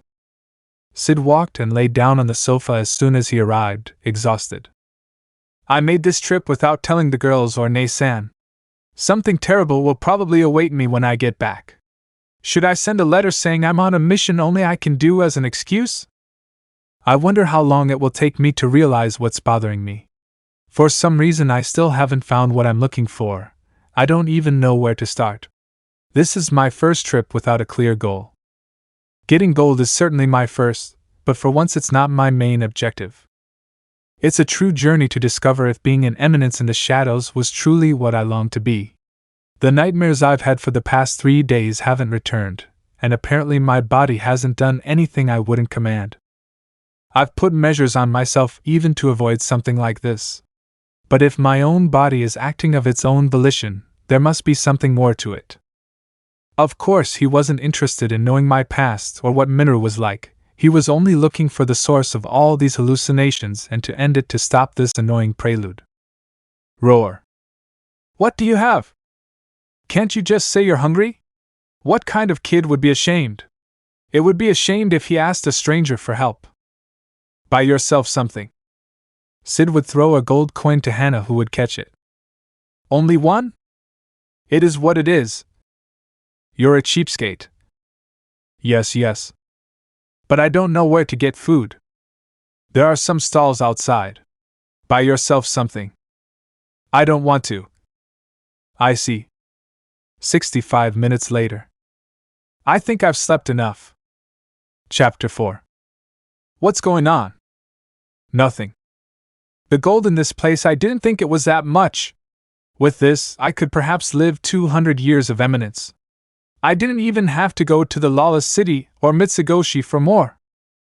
I started using the slime to collect the gold we'd found in the vault. The whole place was destroyed except for the box, which luckily held up under the impact. I forced it open. Your magic is amazing. My suit? Yeah. I guess so. A shadowy power isn't a power if he doesn't have a suit. Of course, now that years have passed, I have more control over the suit. It's time for you to come home. What's going on? Mom, Dad. I understand. Is there somewhere you'd like to stay? I don't have a place. I'll send you to another orphanage, maybe I can. No! The little girl held Shadow's cape tightly again while he just stood there watching the action. So who are you? My name is Shadow. I stalk and hunt in the shadows. Good. You. Do you know anything about them? No. I see. Then I'll keep my promise. I'll take you somewhere else. When I do, tell me who you have your eyes on, the person who will make a difference in this world. No. It's time for you to come home. I know, Mom, Dad. She's homeless? Now I understand. Maybe this girl was kidnapped from these facilities. Then I'll send you to some orphanage or place. No! I don't want to be again. So what do you want? Don't even think about it. Please. No. Besides, I barely know you. Why would you trust me? Because you're the only one who hasn't hurt me. Your aura doesn't give off hostility, my friend. There are better people who can treat you, and I'm a shadowy figure, not a babysitter. Please don't abandon me. You promised to take care of me in exchange for the gold too. Now I regret that decision. Absolutely not. Let me go. I won't do it. Whatever you want. Shadow moved at high speed, thinking that perhaps if he did, the little girl would break free from the force. But he was greatly surprised to notice that she didn't move away from him, and that a red aura was surrounding his hand. Still holding on, huh? Let's see how this goes. Shadow began to increase his speed, which made Hannah, instead of being thrown out, just continue trying to grab him with all her strength. Enough is enough. You better leave me or else. If you seek gold, I will give it to you, but I will not leave. Shadow would suddenly break, causing the little girl to fly and hit the ground in the snow. Oh! What did you say? Tisk. Say it. I'd give you gold if you agreed to take care of me temporarily. Why do you want me to take care of you? Because I need to find out something secret before I leave here, and I can't do it alone. If you don't help me, they'll put me back in there. I understand. But there will be rules. I won't pay for your studies. I won't buy you whatever you want. You break my things and I'll throw you out. You steal my gold and I'll throw you out. You won't study. Stay home or leave, I don't care. All right. I don't have the responsibility of taking care of a child. I'll make her hate me so she'll choose to leave on her own. Although she said she knows where to find more gold, so maybe I can take care of her a little. Cid and Hannah entered the small apartment where Cid was staying. When he opened the door, he noticed that it wasn't very big, being a very small and closed room, but at least it was better than living in a place made of stones and with abuse. Can I use the television? No. Can I eat something? No. If you're going to do something, do it yourself. You are cruel. Yes, whatever you say. I'm only 10 years old, you can't make me. Can't. Pot. Cid took off his slime suit, revealing his appearance to Hannah, who looked closely at the transformation, intrigued by the slime since she had never seen one in her life. Is this really what you look like? Any problem? No. Cid walked and lay down on the sofa as soon as he arrived, exhausted. I made this trip without telling the girls or Nay-san. Something terrible will probably await me when I get back. Should I send a letter saying I'm on a mission only I can do as an excuse? I wonder how long it will take me to realize what's bothering me. For some reason I still haven't found what I'm looking for. I don't even know where to start. This is my first trip without a clear goal. Getting gold is certainly my first, but for once it's not my main objective. It's a true journey to discover if being an eminence in the shadows was truly what I long to be. The nightmares I've had for the past 3 days haven't returned, and apparently my body hasn't done anything I wouldn't command. I've put measures on myself even to avoid something like this. But if my own body is acting of its own volition, there must be something more to it. Of course, I wasn't interested in knowing my past or what Minoru was like. I was just looking for the source of all these hallucinations and ending them to stop this annoying prelude. Now that I think about it, with this journey of self-discovery, maybe I can find something else. Roar. What do you have? Can't you just say you're hungry? What kind of kid would be ashamed? It would be ashamed if he asked a stranger for help. Buy yourself something. Cid would throw a gold coin to Hannah, who would catch it. Only one? It is what it is. You're a cheapskate. Yes. But I don't know where to get food. There are some stalls outside. Buy yourself something. I don't want to. I see. Hannah approached Cid and climbed onto where he was lying, staring at him without taking her eyes off him. What are you doing? I'm not leaving here until you make me something to eat. Half an hour passed with both of them staring at each other. Hannah chased Cid all over the house and wouldn't let him go freely. Cid decided to get up and angrily make Hannah a small sandwich and give it to her. The little girl took it, thanking Cid. Thank you, brother. Don't call me brother. I've never babysat. I have no interest in it at the moment. Although perhaps I could raise her to be a future successor, or perhaps a heroine who could stop the eminence in the shadows. Perhaps it was destiny that my journey of self-discovery would be this one. Brother, I can't find the gold. That? It was a joke. I have an important report to mention. I'm listening. The base of the B12 experiment was attacked. Attacked? We have a spy who survived the attack. He says it was a shadow, involving a dark-coated figure. He took the experiment. I see. So it's Shadow Garden again. What do we do? We don't need her now. We already have the fruits of that fool Rakudai's research. With this, we've developed proof of Hannah's powers. If we combine this with the Diabolos cells, we won't even need to awaken Diabolos. We won't need to do it with so much power in our hands. Furthermore, investigations have found other anomalies with interesting powers. Hannah is no longer primordial. Understood. However, if you find her, finish her off.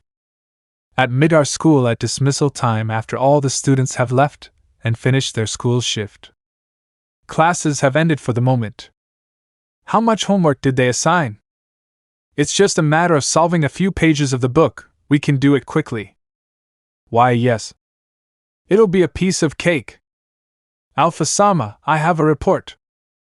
The door was violently opened by someone who had a letter/envelope in his hands. I found a message from Shadow-sama.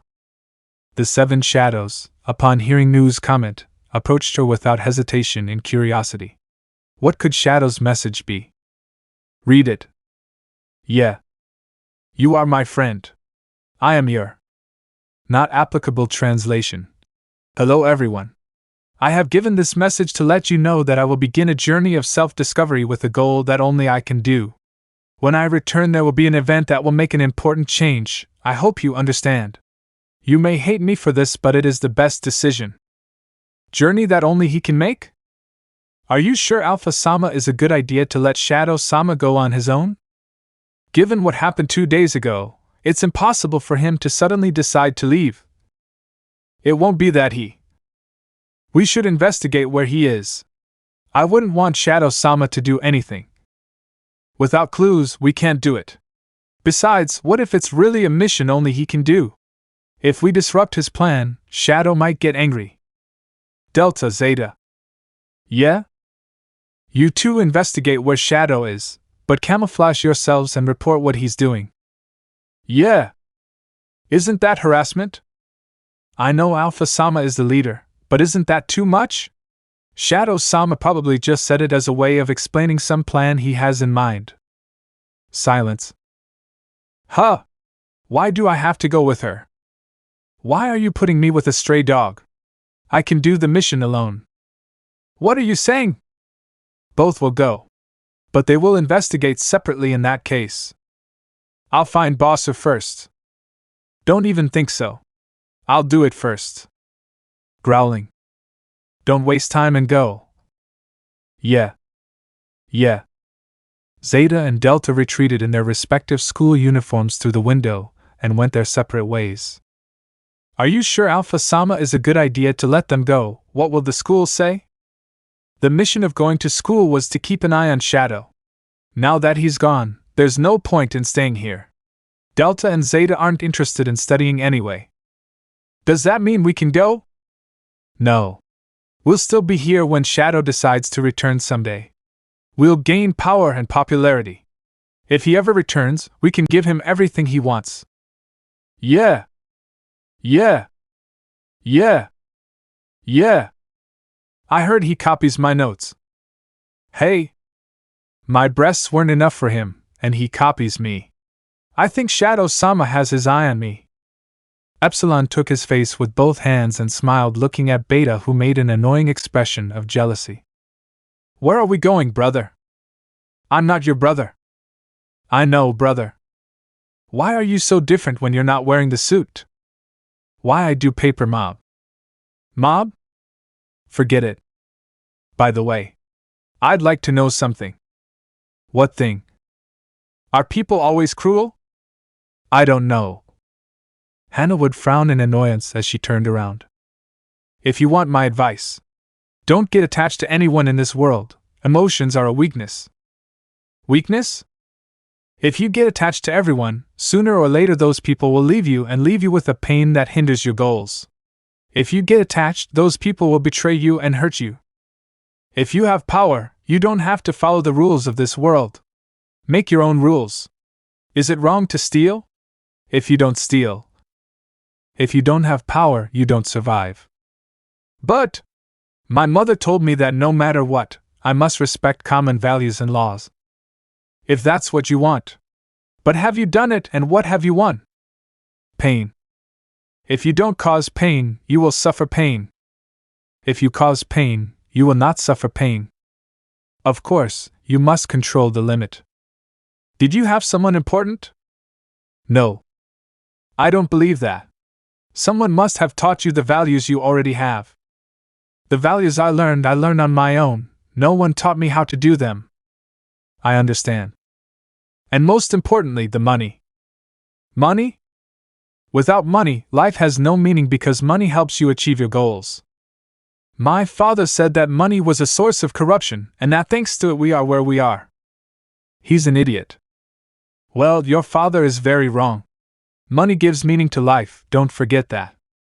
But it makes sense, and I said, all right. The orphanage. All the places you were, you mean? They all needed money to function. Without money, they couldn't function. That's why money is important, especially if it's gold coins. If you want me to take care of you, I need money. Don't value stupid things that hold me back. Memorize that. Okay, I understand, brother. Huh! Wait a minute. Why didn't she say something like, "You're too cruel, I don't agree with you"? I didn't mean that as advice. I meant it to make her hate me and pressure her into running away from home and getting rid of her. But instead, she accepts my advice? Anyway, now I realize with your opinion that you're right. All this time the values they taught me were a waste. Maybe it's with those values that I could have done something. Maybe if only I didn't limit myself I could have changed something. My father, if only he had stopped me, my mother, if someone had stopped me, no one would suffer what I caused if only they didn't have those stupid values. I hate them, I hate them, I hate them. Seeing the little girl's attitude, Cid felt a bit of nostalgia for his previous life.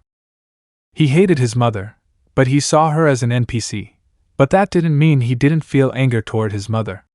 He hated school. And recently, he started hating his brother. The way he saw people as NPCs aside from his objective was perhaps also why he couldn't get attached to the people around him. Why people were trash. Society was trash both in Japan and where he was born again. People you can't trust. Perhaps I empathize a little with the sense that values are a waste of time. Using them only when it comes to mob. Even so, that hatred diminished when he got rid of all those unnecessary emotions, but still, something of Minoru Kagenou remains in him, who can't help but live his life peacefully. Perhaps that was it? Perhaps the little one had shown him, even if it was a tantrum of anger, that perhaps it was something he had forgotten for a long time. The feeling of resentment towards his old life. Did he leave that happy world? With nothing in his hands? There must still be something that perhaps I cannot accept, and I must face. Give me that. Hey! Cid took the puzzle from Hannah who, upon seeing what he did, tried to take it away from him in annoyance, but he simply prevented her from getting closer. Doesn't its power reside in the cube? I don't feel any magical energy, isn't it an artifact? Cid quickly assembled the cube to confirm his theory, and it was true. Nothing apparently out of the ordinary happened. Cid returned the cube to Hannah and she took it with some intrigue about what Cid did, thinking that maybe he just wanted to show off his skill. But I can feel something inside her. It's a feeling like the one I had with Violet-san. Perhaps she's a new deity? Or existence? Brother? I'll go out and hunt bandits, I'm bored. Hunt bandits? Bandits are bad people who steal everyone's belongings. As a nobleman, it's my duty to stop them and borrow their things to return them to the owner at some point. You steal them. Come on. No. You stay here. Don't treat me like a child. Hannah moved the puzzle, which caused the room to change places. Now the bathroom, the living room, and everything was upside down. Reality check? Interesting, maybe it could help me. It's fine. But put everything in order. This? What's going on? I don't know how to do it. Do it. It's okay, it's okay. Hannah rearranged Cid's room with another movement of her finger at the puzzle. Don't do it again. Understood. Chapter 5. By Lance 783 follow. The pedestal can be seen as a being of a distorted image whose image cannot be seen by mortals. This being was looking for a user to send to the world of nightmares, eminence, by higher order. The first thing he found was a boy in the middle of the darkness. That was strange in itself. Generally souls do not have a form, but this child does have a body. The being of appearance thought, and came to a conclusion. The child has no soul. This left him intrigued, but he didn't have time. He needed something, and it didn't matter what it was. He also thought that if it got out of hand, he could handle it. He decides to send this child to the body of a pregnant woman so that he can be reborn, and once everything is over he prepares to go to space where other beings like him were. What he didn't know is that that decision was the worst thing he ever did. The future had no hope. The eminence in the shadows, and a girl?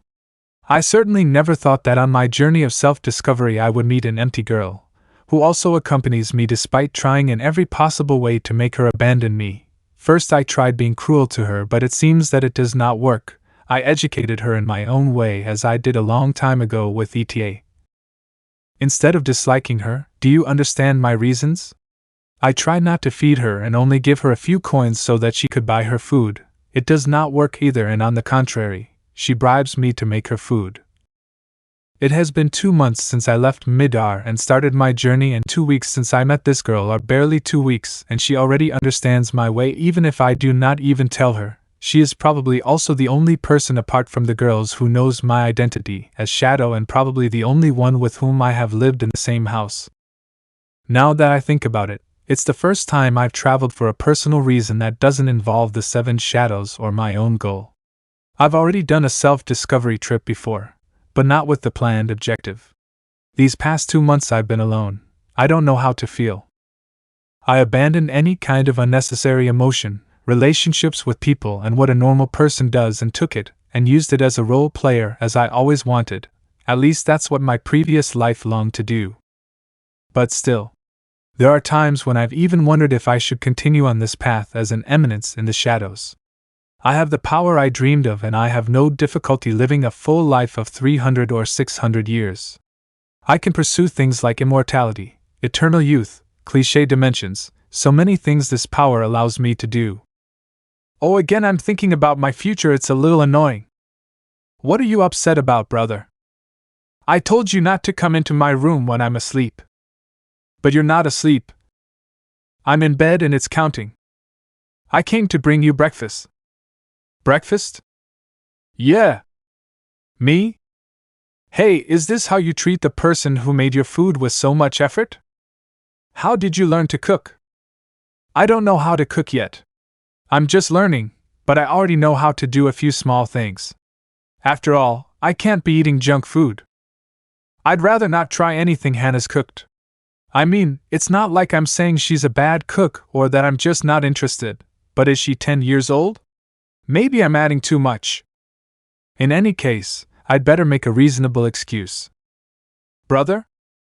I just remembered that I had cramps this morning. That's not true, you don't want to eat my food. I can't stand it. Cid would fall to the ground holding his stomach in supposed pain, while holding back the urge to vomit. You're not going to fool me with that act, just say you don't want to and that's it. Ugh.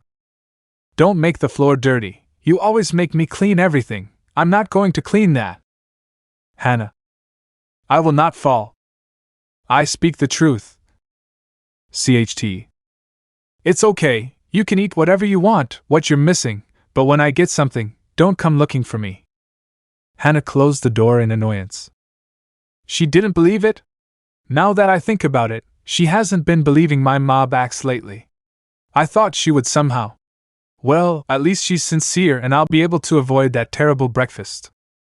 The dream I had this morning was a little strange. Where am I? Minoru Kagenou looked at his hands and noticed that he was in his old body, the body he had before starting it all, before starting the game of being the eminence in the shadows, the body of which he did not have such good memories. As if there was no tomorrow, Minoru walked carefree throughout the place. As he took each step forward, Minoru noticed how little by little the place was no longer that white place at all as before. A glow was slightly noticeable, so he walked with intrigue towards that glow that he noticed. The more he walked, the atmosphere became different, as if it were something new. It wasn't bad, nor uncomfortable, it's just like saying, new? That light was no longer there. Minoru sighed and closed his eyes, but when he opened them he noticed a figure, but the face or shape of that strange figure could not be seen, only that he was standing 7 meters away from Cid, who simply stared at that figure. This one was also still, and they exchanged glances. Minoru noticed a small different energy in him, something that caught his attention, but nothing different from usual. You are Minoru Kagenou, reincarnated from the human world. I never thought that your presence in this world would cause so much havoc. Who are you? Havoc? That doesn't matter now. The figure materialized a small hologram where a small world could be seen. This world is where we are now, the world where you were transported. The figure began to move the hologram quite a bit until, from getting so close at the molecular level, something could be noticed.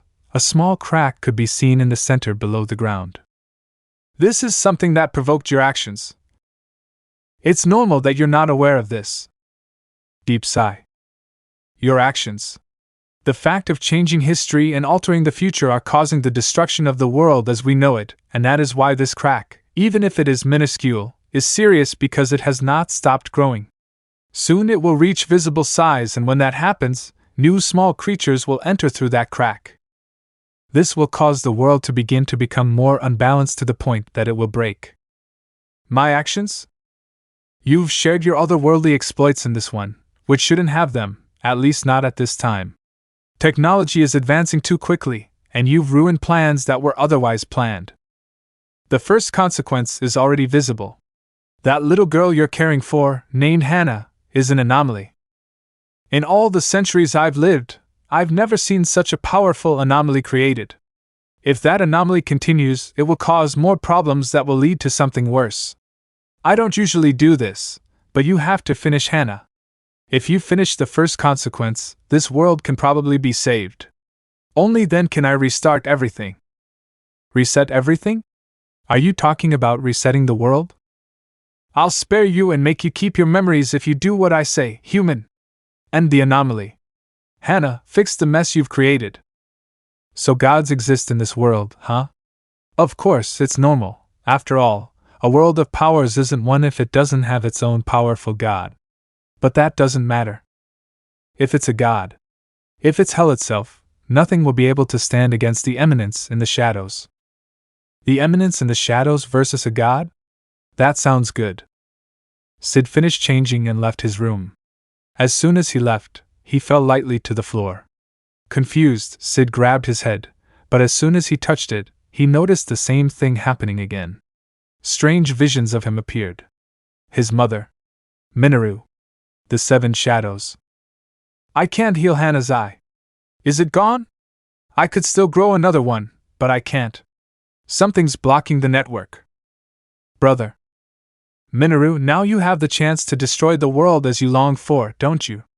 Do it, do it. You'll always be a disappointment. Did you hear the phrase we used to repeat? Live, live, live, live. Live, live, live, live, live, live. Shadow-sama. What's happening is a disappointment, isn't it? The reality you dreamed of is going to collapse. You're destined to fail. Minoru Kagenou. Your 300 years are nothing more than an illusion. These disturbing visions again.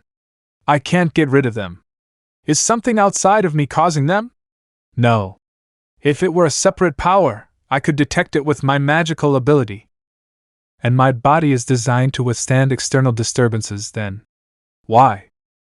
I threw away my humanity, so. You didn't throw her away. You put her aside, Kagenou. Cid began to smile as he looked at himself. He had managed to fall into a deep hole for the first time since he was human. A hole where he thought he would never return because, after all, he had thrown everything away. But he had returned, and that was something he didn't like. Cid was so annoyed that the visions began to crack and slowly disappear from the place. His reflection only looked at this seriously until it finally disappeared. The plane returned and Cid regained control of his body again. Although this time it was a little different. He hadn't done anything strange like the shadows said or anything out of the ordinary. It was simply how he remembered it. So that was it. I just had to release my emotions that I had so restricted this time to eliminate the visions. Maybe these visions are showing me something or are simply my illusions and there is nothing behind them. What if the secret to this journey of self-discovery was precisely that? To discover myself and nothing more? Was it that simple? It sounds too simple to be true, but at least that's how I see it right now. It doesn't make sense for me to discover myself. I have nothing to hide or pending, but if I continue with that mentality, this game probably won't end, so the best thing to do is to play along and reveal what all this is trying to reveal. I headed to the bathroom and wiped my face. My expression looked tired, and it seemed like my facial expressions were forced. Well, that was normal since I was always in the mob phase. Now that I think about it, what should I do? Lately I've just been traveling on a journey of self-discovery which hasn't helped me much. Now that I know what's going on, I can't think of anything else to do. Other than live with a 10-year-old girl who snuck into my house and won't leave. I could try traveling to more places besides being here, otherwise I'm going to get bored. Now that I think about it. Did that entity say something about a crack? I didn't hear well, but it shouldn't be serious anyway. It's not something that worries me right now. Loud sound heard in the room. Damn it, no. I have to fix this. Wait, I have my powers, right? Maybe if I use them I can fix it. Little Hannah tried to use her powers, but as soon as she did, her whole body began to twitch, and she stopped. She realized that if she used them, she would affect the entire area and the problem would get worse. Cid calmly left the room and headed to the living room where he had heard the noise. As he approached, he noticed the television was on. Seeing this, he felt an electric shock run through his body. My TV, my 20 gold coin TV. I had barely bought it. Who was the idiot who left the soda on this thing? I'm telling my brother that I accidentally knocked it over because I didn't notice? Maybe that way. Answer me. Who did this? Hannah. I'm giving you an order, speak. Hannah! To have no idea I was coming out, and just between the television was. Did you leave the door open? I didn't do it.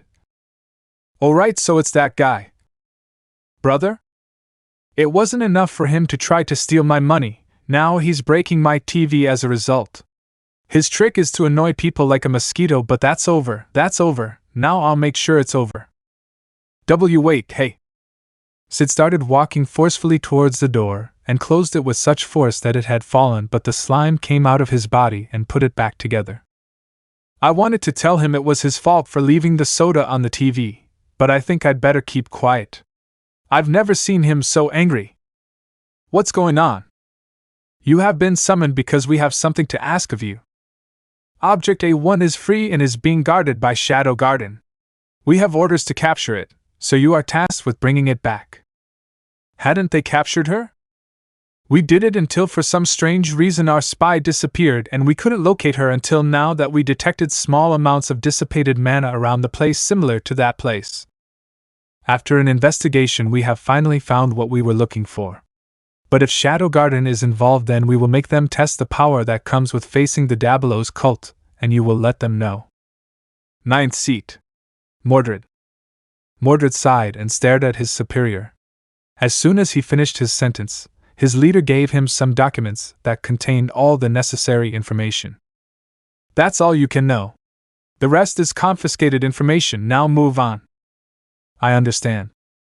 Mordred began to review the documents as he walked away, seeing the profile of a little girl named Hannah with white hair and red eyes. He also read the description that came with it. Apparently she murdered her parents. And she was in different orphanages. She has a strange ability that has never been seen even in Diabolos cells, and now she is a prey for the Diabolo cult to research her, but Shadow Garden also got there first.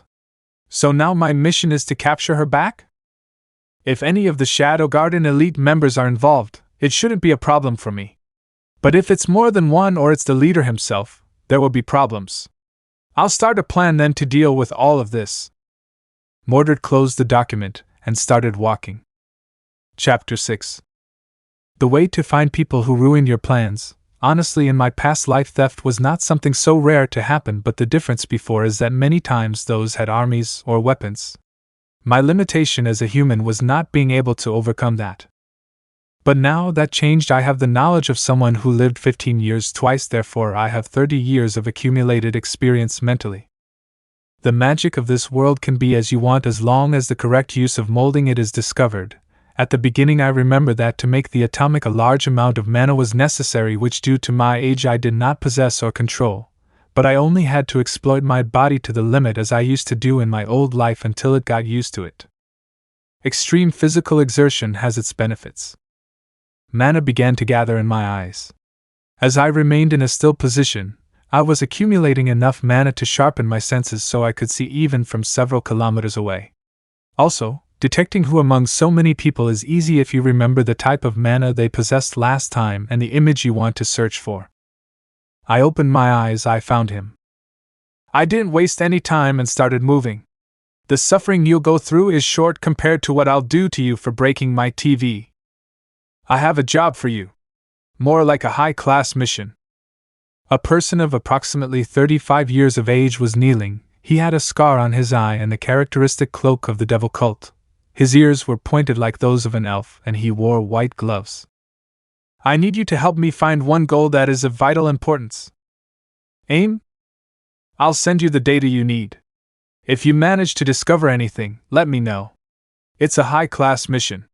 If you carry it out correctly, I'll be able to move up a seat.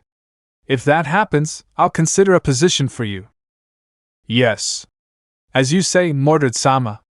What is my mission? Probably other members of the Diabolos cult are interested. It's the only mission the cult has assigned, so anyone can interfere. I need us to capture that girl before the others who are looking for her. I think I really made him angry. I didn't think my brother would get so angry. It's best not to say anything to him. What should I do now? I think I'll go shopping. There's nothing in the cupboard and my lazy brother isn't going to buy anything until I get back. I left the house and locked the door. I didn't have much money, but I had to buy something so there would at least be something to eat in the afternoon. Why am I doing this in the first place? Older siblings are supposed to take care of their younger siblings. But that doesn't apply to my brother, I guess. What should I buy? I could buy some condiments and supplies. Hannah spied on Cid, who was writing some things in a small notebook. She looked curiously at what her adoptive brother was doing while Cid was just writing. Day 1 of the Diary of the Eminence in the Shadows, on a journey of self-discovery. I have not been able to find any clue about my past or anything that explains the phenomena that occur in my mind and why I have these visions. But I have discovered that I can control them if I strengthen my mind. Apparently the visions of my other life continue, but less strong than before now that I can handle them. But they do not end yet, it is only temporary. I met an NPC girl who calls me brother, although I clearly am not, although she reminds me a bit of my brother. This false relationship, I suppose I can try something new on my journey. The shadows constantly send me letters, but I do not answer them. I know it is best for them. Besides, Delta could chase me with her scent if I sent a letter, and that would complicate my mission. I met a god in my dreams. I think he's the one responsible for making me reincarnated interesting. I also found out that there are more worlds apart from this one and a rift that will soon end this world, and he plans to restart the world. But that won't be necessary because the dead don't restart worlds. Now that's what I could do. I write a diary as a source of distraction to compile my achievements as an eminence. The Diary of an Eminence in the Shadows. The Diary of Evil, the Diary of Shadows. Well, the name will come to me later. Now that I think about it, my economy has been increasing since I met that girl. She always knows where to find gold. Maybe I can continue with her for a while longer. I closed my book and left the slime pencil on the desk. Now I had to focus my goal on something new. I'm somewhat tired of the journey in the shadows lasting so long. If I want answers, I'll need someone who has information about what I'm looking for, but if I don't have a clear goal of what it is that causes this, I can't do it. Maybe I should pay a visit to that god, but I have no idea how to see him again. How exhausting this is. My brother's been writing a diary for 4 hours? I shouldn't spy on him, he might die. I'd better go. I plan to watch TV until I can't stand it anymore. What was Hannah doing hiding in the doorway? Whatever, as long as she doesn't see my things. You! But I'm tired. Alpha Sama Delta wants to go hunting. You must do your homework, otherwise you won't get out. But I don't want to. It's too difficult. I don't understand. If you complain so much, he'll tell ETA to explain it to you. This is very boring. I don't want to. Alpha sighed and took the hand from his head. Alpha Sama was wondering, why are we still here? Shadow Sama is gone and hasn't returned since the last letter he left us. I thought the mission was just to be at the school to support Shadow Sama and find out a little more about what was going on, but it seems he's uncomfortable. I don't believe that. He's probably just on a mission as usual. He's ahead of us, and that's something only he can do. But shouldn't Shadow Sama take a break after what happened, Alpha Sama? That's true. But we can't do anything if that's their decision. But what if he does it again? I'm still a little afraid he'll try it again. What do you all suggest? Zeta spoke, sitting on a bench while everyone looked at her. The room was empty because everyone was on recess, so they set aside the space for a small meeting that everyone suggested. I can volunteer and accompany Shadow Sama.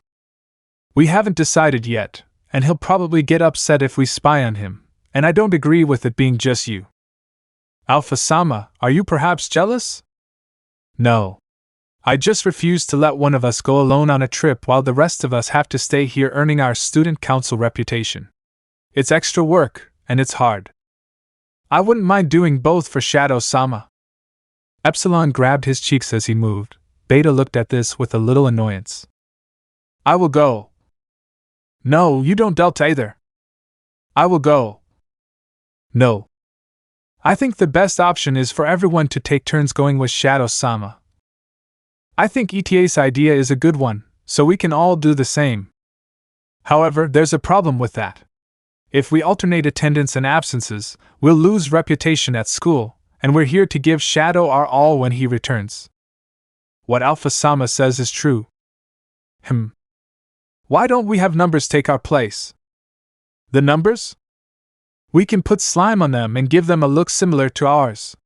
With practice, they could modulate their voice like we do when we're on missions. If it's just one, there shouldn't be any problems.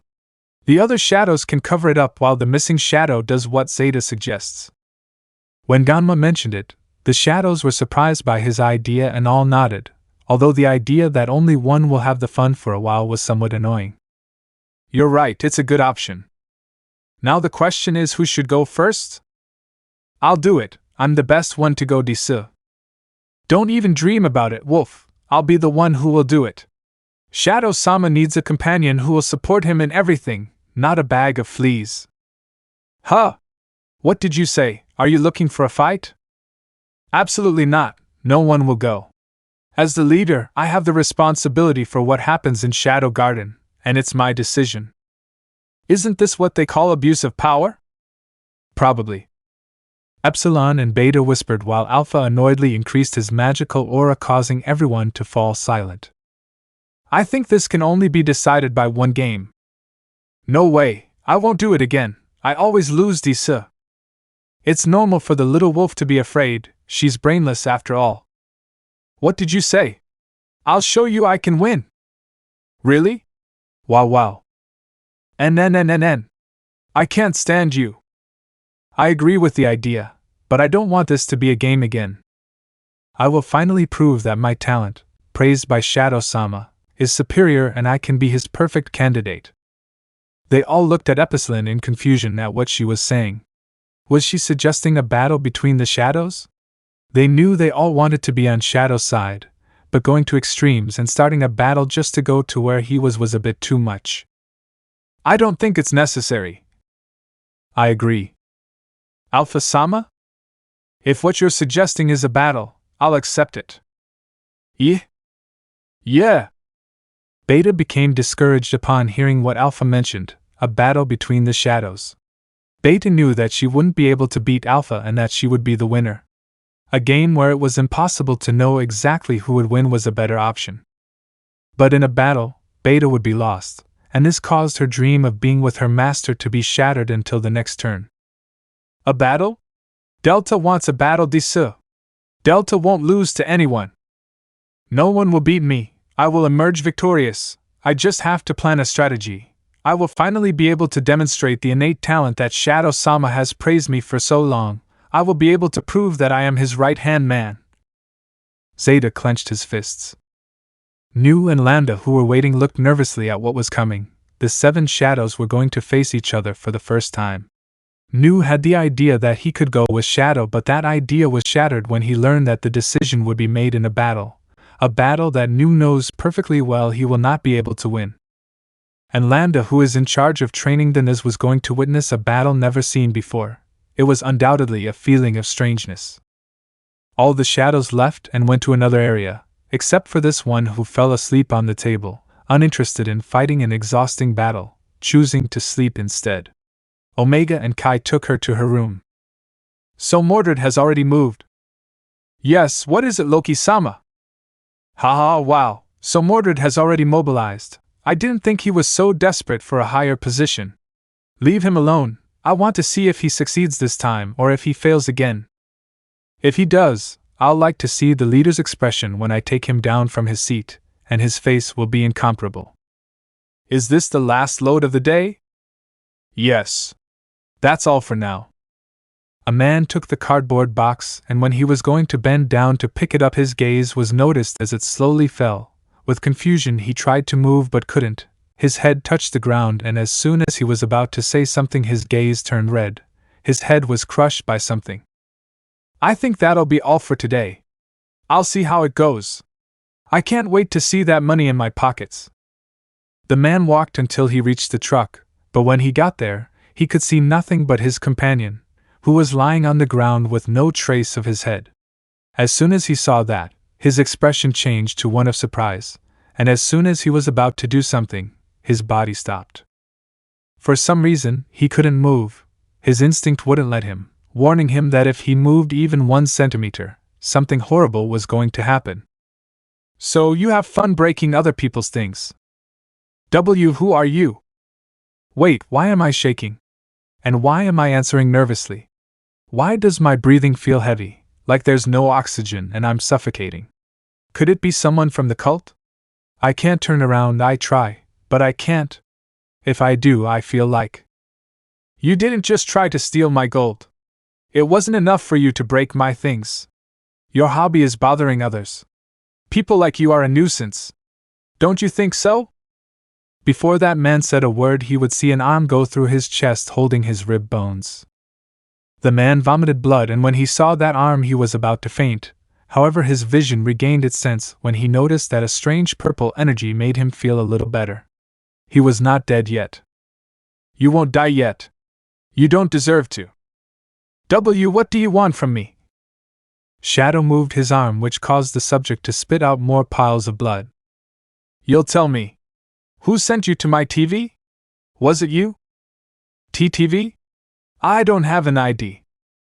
Shadow grabbed the guy's head and pulled it towards him without him being able to turn around. Wow. Who hired you? Tu was just following orders from. The subject fainted. His vision became blurred until he finally lost consciousness. I guess I went too far. When I pulled it, I must have accidentally touched his heart. It's a shame.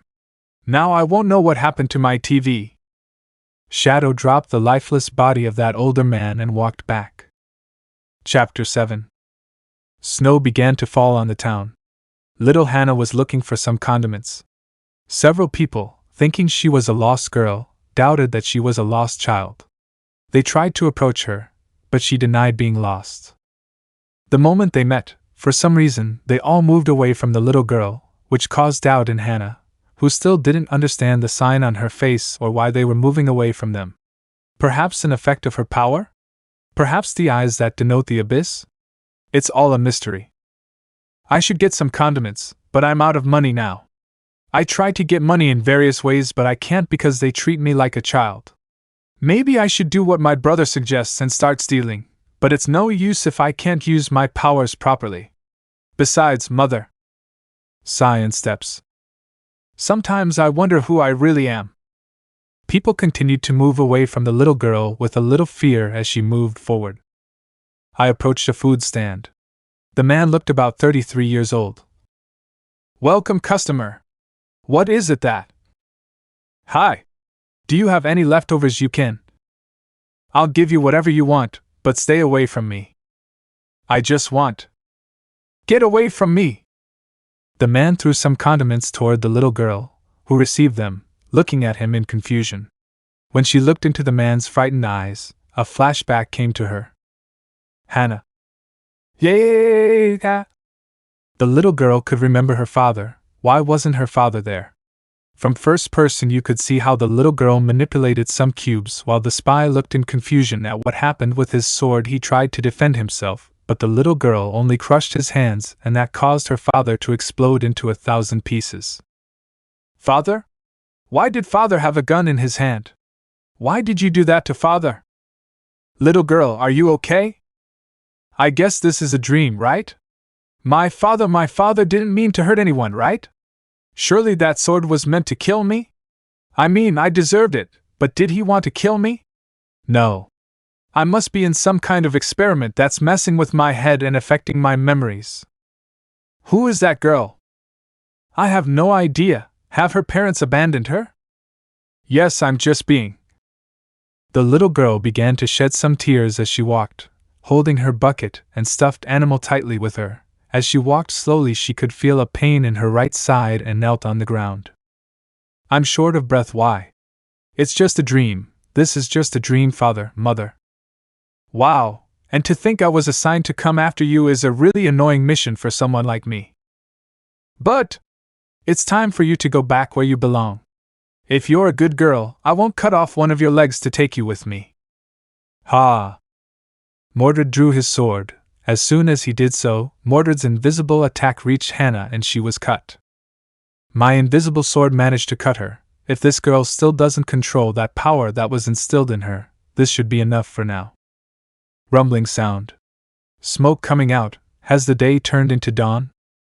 When I looked around, it was completely dark. There was nothing. There was only darkness for a moment. I thought the day had turned to dawn, but now it's dark. Could this be the power of the one who will bring imbalance to the new world? Her energy, it's the same. No. This is more like ragnarok. This energy must be just as dense as the calamity which centuries ago. Hee. I think I understand now why I was assigned this mission.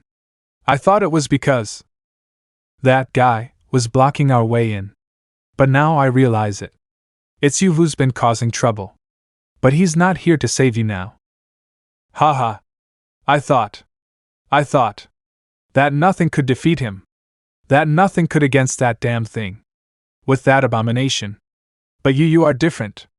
You have more potential than Ragnarok. You can make my dream come true. I will finally get rid of these clowns and that damn guy. With your power. Hey! Immeasurable dark voids were all around Mordred. Was this the reality shift again? No. This ability isn't reality shifting. Mordred is just falling infinitely. I couldn't feel when I was attacked by this girl. But I don't feel any pain at all. Puzzle Mom, I like to play puzzles. If this is a dimension, I just need to connect a portal to escape from here. Mordred opened a portal with his power escaping from that place. Yes, Mom, I like playing puzzles. Father, Mother, am I still good enough for you? Are you delusional? That dimension. Could it be that? Was it just a figment of your imagination? Is that possible? The power to create kingdoms. No, that wasn't a kingdom. It's theoretically impossible. Kingdoms are already established, and our world revolves around them. It's not possible for this girl to create a kingdom out of thin air. Not even he has the power to do that. Perhaps his control over reality is so advanced that he can create illusions at this level? This power, it's wonderful. I need to know more. It's been a long time since I've been this excited to discover something new. It's wonderful. Mordred lunged at the little girl with his teleportation. As soon as he appeared in front of her, he attacked her heart directly. The girl was dangerous. Mordred knew it perfectly well. If this specimen escaped like the Witch of Calamity, or worse, if he intervened definitively, the world would be in chaos. But with his body, he doesn't need to.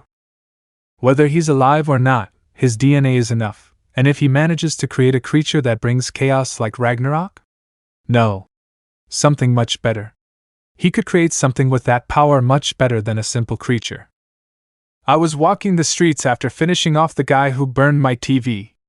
I certainly felt a little better about it. I just needed some money and to blow off steam by killing bandits. Oh? Snow was falling on me. The whole place was snowing. This brings back memories of my past life. I used to think snow was a perfect stage for mob acts where the protagonist goes to the wrong side while his friends try to stop him. Also, that snow is a perfect opportunity to show off my power of eminence. If I dispel the snow with one slash at the sky and prevent it from snowing anymore, it reminds me of that feat of the Caped Crusader. The One Punch Man? A feat like that would be pretty cool, now that I think about it. He asked me how the girls were. I grabbed an apple with my slime that was near me. It wasn't specifically an apple, but its flavor reminded me of my old life, that sweet taste. I must say, whoever created this, I'll give them 1 point for it. Now the expert will try it. My apple! Alpha-sama, is this really necessary? Yes, it is. But don't you think a fight between shadows is a bit of an idea? A little idea? And nothing. We're not going to kill each other, it's just a competition. Okay, Alpha-sama, as you command.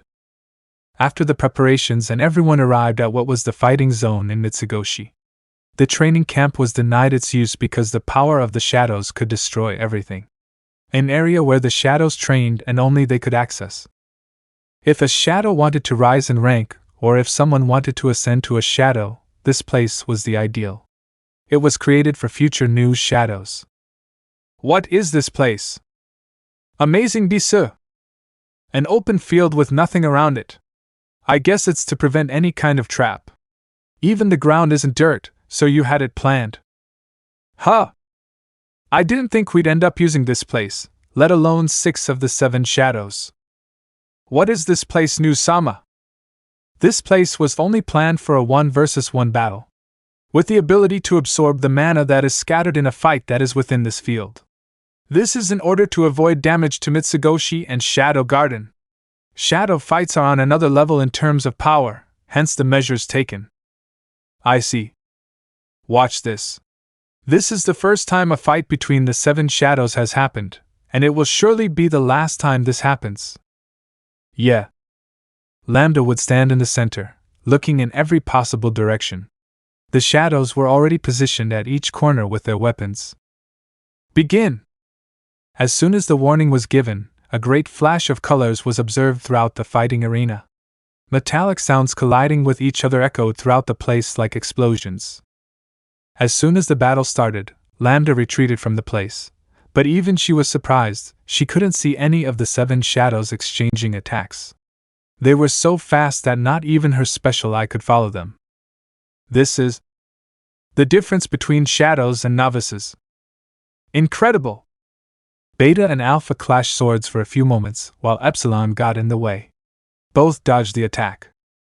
On the other hand, Gamma tried to attack Zeta, however, she simply dodged every slash Gamma tried to throw at her. Shoo shoo shoo! What are you doing? It's the technique that Shadow-sama taught me. Oh really? Fall before me. I won't waste energy on her. It's best to take cover and wait for them all to run out.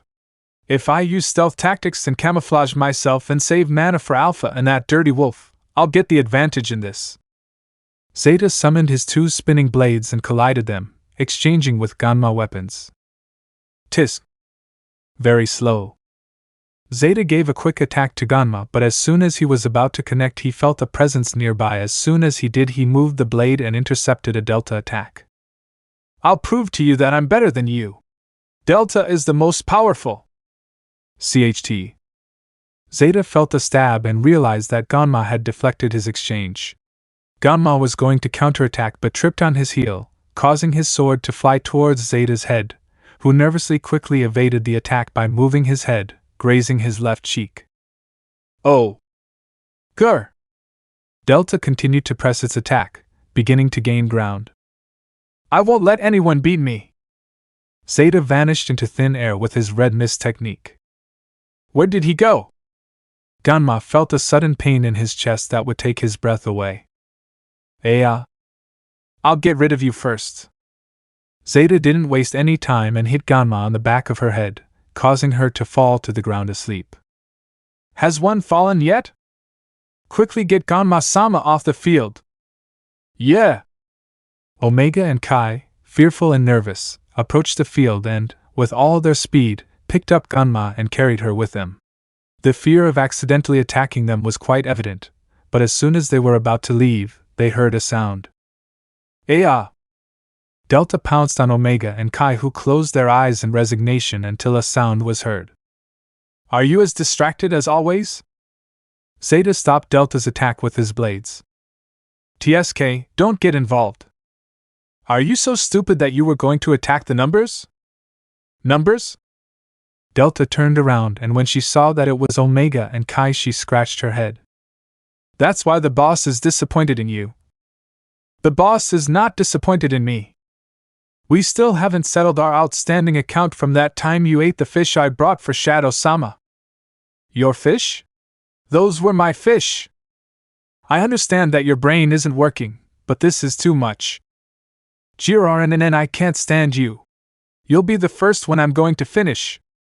Try it. Your swordsmanship has improved by Epsilon. You flatter me, Alpha-sama. However, they still need to coordinate their attacks more. Alpha kicked the sword Epsilon was carrying with a swift blow, causing it to soften upon impact. Alpha took advantage of this moment to attempt a slash. Epsilon managed to defend himself in time, but the sword he had with him cracked, nearly cutting his chest. It was close. My secret was almost revealed. Epsilon didn't have time to think. Alpha was already close to her and would continue his attacks. Alpha's continuous attacks caused Epsilon to suffer cuts on every part of her body without being able to avoid them. She was increasingly overwhelmed by Alpha's power. Damn. If this keeps up, Alpha-sama is going to. Alpha turned back into fog, avoiding an attack from Beta. I couldn't hit it. It's normal with such a slow attack. But aren't you in a better position to tell me that? I guess you're right, huh? Wow, so now they've put their rivalry aside and decided to attack me together. That's a good choice. I hate to admit it, but Alpha-sama is right. Even we know we can't do anything against you. You are our leader, after all. Very well. If you both want to attack me, you can do so if that gives you the confidence to stop me. Honestly, I don't even think we both stand a chance against her, but I'll try anyway. Beta, you've gotten rusty, haven't you? Move that little chest and do something. Tisk. I have an idea. Don't run away. Delta continued trying to reach Zeta, who kept moving away constantly, avoiding the close fight. Zeta turned around for a minute and observed Alpha, Epsilon, and Beta. The latter two already had several scratches and cuts on their bodies. Very well. If I continue to keep my distance from this wolf, I'll be able to save mana for the final battle. It seems Alpha will soon finish this. Beta and Epsilon coordinated their attacks, trying to corner Alpha from any side where he could dodge. Alpha remained calm and counterattacked, each corner being repelled by Alpha without problems. A barrage of mana attacks was created by Epsilon. Alpha would destroy the mana with a massive blow. But as soon as he did, Beta was behind him and tried to connect an attack. The attack was repelled by Alpha, but Alpha barely noticed. Epsilon was already on the other side. Explosive lunge. Not applicable. Explosive lunge. A blue light covered the whole place and a large amount of smoke was also caused. Did we manage to hit it? It was an impressive attack. And no way. Epsilon would be paralyzed upon noticing that her best thrust had no effect on Alpha. The smoke was slowly dissipating and an Alpha covered in some wounds could be seen. If I didn't use the red mist, that attack would have damaged me. They've improved. There's no doubt about it. But don't get excited. Alpha would apply several cuts around the area as soon as he finished his dialogue. Kia! They're much faster. Beta and Epsilon tried to defend themselves from the cuts, but could only avoid the slightest damage. The sight of those cuts was too much for their eyes. They couldn't keep up with the pace of the cuts Alpha was delivering. Among the flurry of cuts, Alpha would emerge from the middle, who with the handle of his sword would hit Epsilon in the stomach with such force that he would fly away spitting blood. What was that? You too. Alpha hit Beta, who was also thrown far away, also spitting blood from the impact. It seems that everything has ended there. Then I'll stop playing. Where are you? I'm right here. Zeta kicked Delta in the forearm, moving her a few centimeters away from the area. Delta dodged several blades that were heading for his head by spinning backwards. The blades didn't stop. Delta would give a loud roar, causing the blades to all fall to the ground. Zeta would try to cut Delta's head with her blades, but she would notice and hit the air where Zeta's scent was visible. Zeta dodged the attack, but Delta was faster and would graze her claw on her suit, causing Zeta's stomach to receive a cut. TSK, this is not all. Rain of 1,000 blades. Delta tried to protect himself from the attack, but several blades pierced his skin again, just like the last time. This caused Delta to go into a rage, and with a loud scream, he unleashed all his power, causing all the blades to fall. I was waiting for that. Killer survival instinct has been activated in Delta. I'll finish this. Delta would materialize her great sword, with which with a strong movement she caused havoc throughout the place. The attack was directed at Zeta, but she only smiled.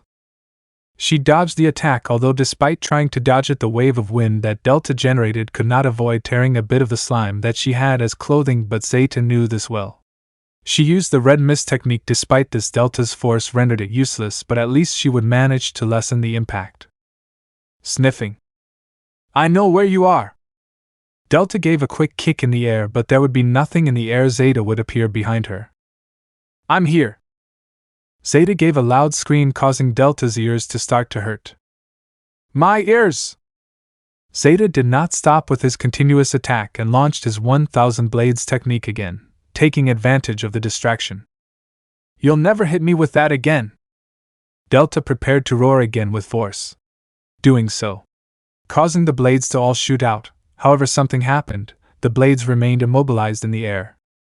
Silly. Hey! The blades began to explode one after another. Delta could only try to cover herself, but the pain in her ears was intensifying even more with the aggressive sound of the explosions, making it impossible for her to fully cover herself. The master's technique is quite useful, but I haven't been able to fully master it like he has. I knew that if I disabled her hearing with my howl and took her by surprise, I'd be completely vulnerable. GHK. Delta, no, Delta can't. Delta can't lose.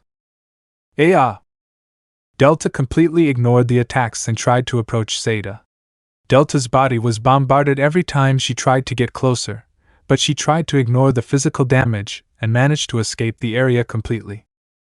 Nice try with that. Something was happening. Delta was sniffing something. Your explosions smell really bad. What's going on? Delta stopped using his ears. He was now using his sense of smell to guide himself while predicting each attack. He managed to block some with his claws. His weapon, now on the ground for better mobility. Delta's survival instinct had never been activated until this point, and he would do anything to get rid of whoever got in his way. Gotcha! Delta approached Zeta, who looked at the scene in surprise. However, Zeta didn't stay behind and used both of her weapons to try to block the attack.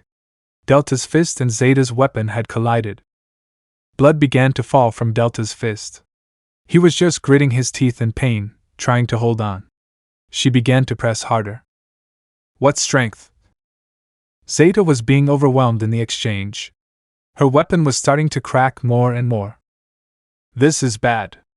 I must get away. I will use the red mist. You won't escape, not again. Delta gave a loud scream and her fist finished breaking Zeta's weapon, who would look in surprise at what had happened. Delta had reached Zeta. Her fist didn't stop until it reached Zeta's left cheek, who was hit by Delta. She instantly shot to a corner of the field. Delta managed to reach Zeta's fist. Coup. Delta began to breathe heavily. She grabbed her arm, which had suffered much of the damage. Zeta's sharp weapon had cut through the slime, plus the force exerted and the explosions. Her arm was now broken. Incredible. Delta-sama is... But those attacks... Were they really intended to kill? Without Alpha-sama? This doesn't make sense anymore. But still... This was supposed to be a battle to name something. Not a massacre. I just hope this doesn't get any further. That was it? Are you going to give up so easily? If I were a member of the Devil's Cult and I had you up against the wall, would you throw in the towel? Tisk. How are they going to protect our leader if they have that kind of will? Not yet. Is he getting up? Beta began to stand up, holding her sword. Despite the damage, she still couldn't fall. She denied doing so. Alpha's words were right. Being rusty, using that as an excuse, looked pretty bad. And how was she going to protect her leader if something serious happened to him? That was definitely unforgivable. The fact that they always depended on their leader for something, and when the time came, not being able to leave it to her would be rubbish. I can't lose yet. I don't care if I have to do what I have to do, I don't care if it's for him. Beta stumbled a little, holding his sword tightly. The moments he'd spent with Shadow. All those moments. He had to keep fighting. He couldn't let his leader or his master down. You really are pathetic. Epsilon? Epsilon also stood up and approached Beta, staring at Alpha with a smile. Don't think you're the only one fighting for it. Rusty. Weak? Will you stop saying such nonsense? Hey! I was always jealous of you.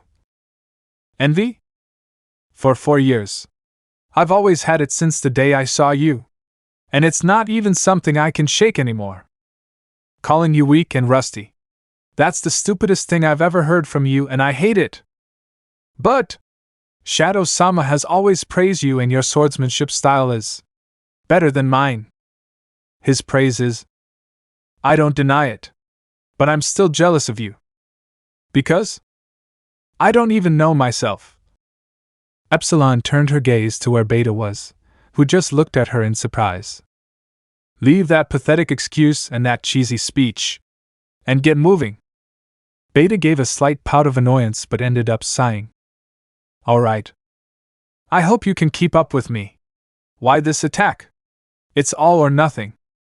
I will do that. Alpha began to remember the moments all 7 shadows had gone through since they were little girls. The constant fights but also agreements they all had, and when they decided something together, when Cid trained them. They had all grown quite a bit, in her thought. You've all truly proven yourselves worthy of being with him. You've grown quite strong. But I can't afford to lose either, so for the sake of honor, I'll fight hard. Alpha's sword began to release a significant amount of blue mana into its surroundings. The place shook, and the ground where they all stood began to crack completely despite their resistance. Alpha made a stance with her sword. Memories flooded his mind. The advice Shadow had given him in the midst of his battle as John Smith, and the strange stances he took gave him a better balance of momentum. Did we make her angry? Beta was surprised by the sudden change that Alpha was taking. I don't know. But we won't be left behind either. Beta and Epsilon stood firm. This time Alpha started the attack, the 2 clashing swords continuously. Meanwhile, Alpha only countered their attacks. Swarm. Epsilon gave a violent cut that caused a chain of simultaneous cuts all over the place. Shadow appeared as an illusion I remembered in Beta's mind, who was approaching Alpha. Brace your sword. Never let it go, and when you're close to your opponent. Alpha saw how Beta approached her, and would hit Epsilon with her fist in the same way that Shadow had hit her previously. Epsilon was pushed away, and when she landed on the ground she felt like where she was hit hurt too much. What was that hit? I'm having trouble moving, but I didn't even have any hands. Beta approached Alpha with his sword imbued with mana. When Alpha arrived, he simply ducked back. If your opponent tries to block this slash, trick them. And condense your mana and rend the surroundings. If they block it with a weapon or object, the surrounding air will damage their body by passing over the defense.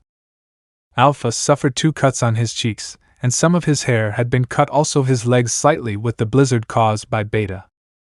Did he manage to hurt me? I hope to do it as you told me, Shadow-sama. Epsilon launched several bombardments with his sword which were directed at Alpha, who threw herself to the ground in order to hit Beta with a kick to the abdomen, pushing her away into the air. Coup! Alpha used his red mist technique and pierced Beta's right side with his sword. Kia! It was a good move. He taught you that, right? But you're not the only one who's had his wisdom. I knew it because of that. Beta held the sword with his hands that was stuck in his side, smiling as he looked at Alpha. Epsilon was behind and would give his all in one last attack. So you used mana to reinforce the attack you received from me, right? An explosion would resonate in the air. The few people in the area were simply outraged by what was happening. They couldn't see anyone, and by the time they saw a figure, it was already damaged. They did well. Epsilon and Beta began to fall from the air with several notable injuries and parts of their suits torn. They have become stronger. Alpha gave a slight smile as she stepped down. Before Epsilon and Beta fell to the ground, she had caught them. Omega and Chi entered the field again and walked where all the mess was. Take them away, they need recovery. Yeah. Omega and Chi carried Epsilon and Beta in their arms, leaving Alpha alone as she stepped out of the barrier. Alpha sighed and stepped down from the sky. He still couldn't afford to relax after all. There were still 2 more shadows left. Alpha noticed that the remaining shadows were Zeta and Delta. I guess it's best to let them continue their fight. Zeta would emerge from the rubble covered in wounds. When she got up, she would cough up some blood. Damn. The blow he gave me was too strong. Haha, what do you think of that, Hitch? Delta smiled maliciously as she looked at Zeta, who could no longer boast of her advantage on the field. Sure, screw you. You've pissed me off too much. I won't hold back any longer. I'll kill you! Zeta expelled quite a bit of mana around him in annoyance. Delta also roared in annoyance. The two roars shook the entire place to the point that the noise was so shocking that the nuns were stunned and knelt on the ground. My ears! Kia! TSK, damn it! Delta and Zeta launched themselves violently. Both were moving all over the place at speed.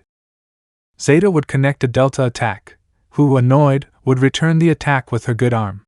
The blows continued between the two without Caesar. It didn't seem like they were going to stop. I've never seen Zeta like that before. I guess Delta managed to anger her and make her act wild. After all, she also has a killer instinct. Alpha would be calmly watching the fight between the two. Zeta would connect a blow to Delta, who would fall to the ground. But without time to react, Zeta continued his attack and summoned more red blades, which Delta began to dodge, but his left leg was hit by a blade. Coup! Zeta approached Delta and continued the attack, hitting Delta with the weapon again in the face, but Delta also hit her with her claws, causing great damage to Zeta. 1,000 blades! With his injured arm and leg, Delta won't be able to use his iron slab properly. And if he uses his Zeta roar, he can use explosives on the blades. I wonder what he'll do. Delta removed the blade from her leg and groaned in pain. The blades were almost reaching Delta until she rematerialized her iron slab and struck a powerful blow, destroying all 1,000 blades with her great sword, leaving not a single one behind. Guh. Delta felt a great deal of pain in her leg and broken arm. Using the iron slab caused quite a bit of damage, and pushing off also damaged her leg. Delta would try to hit Zeta with her iron slab.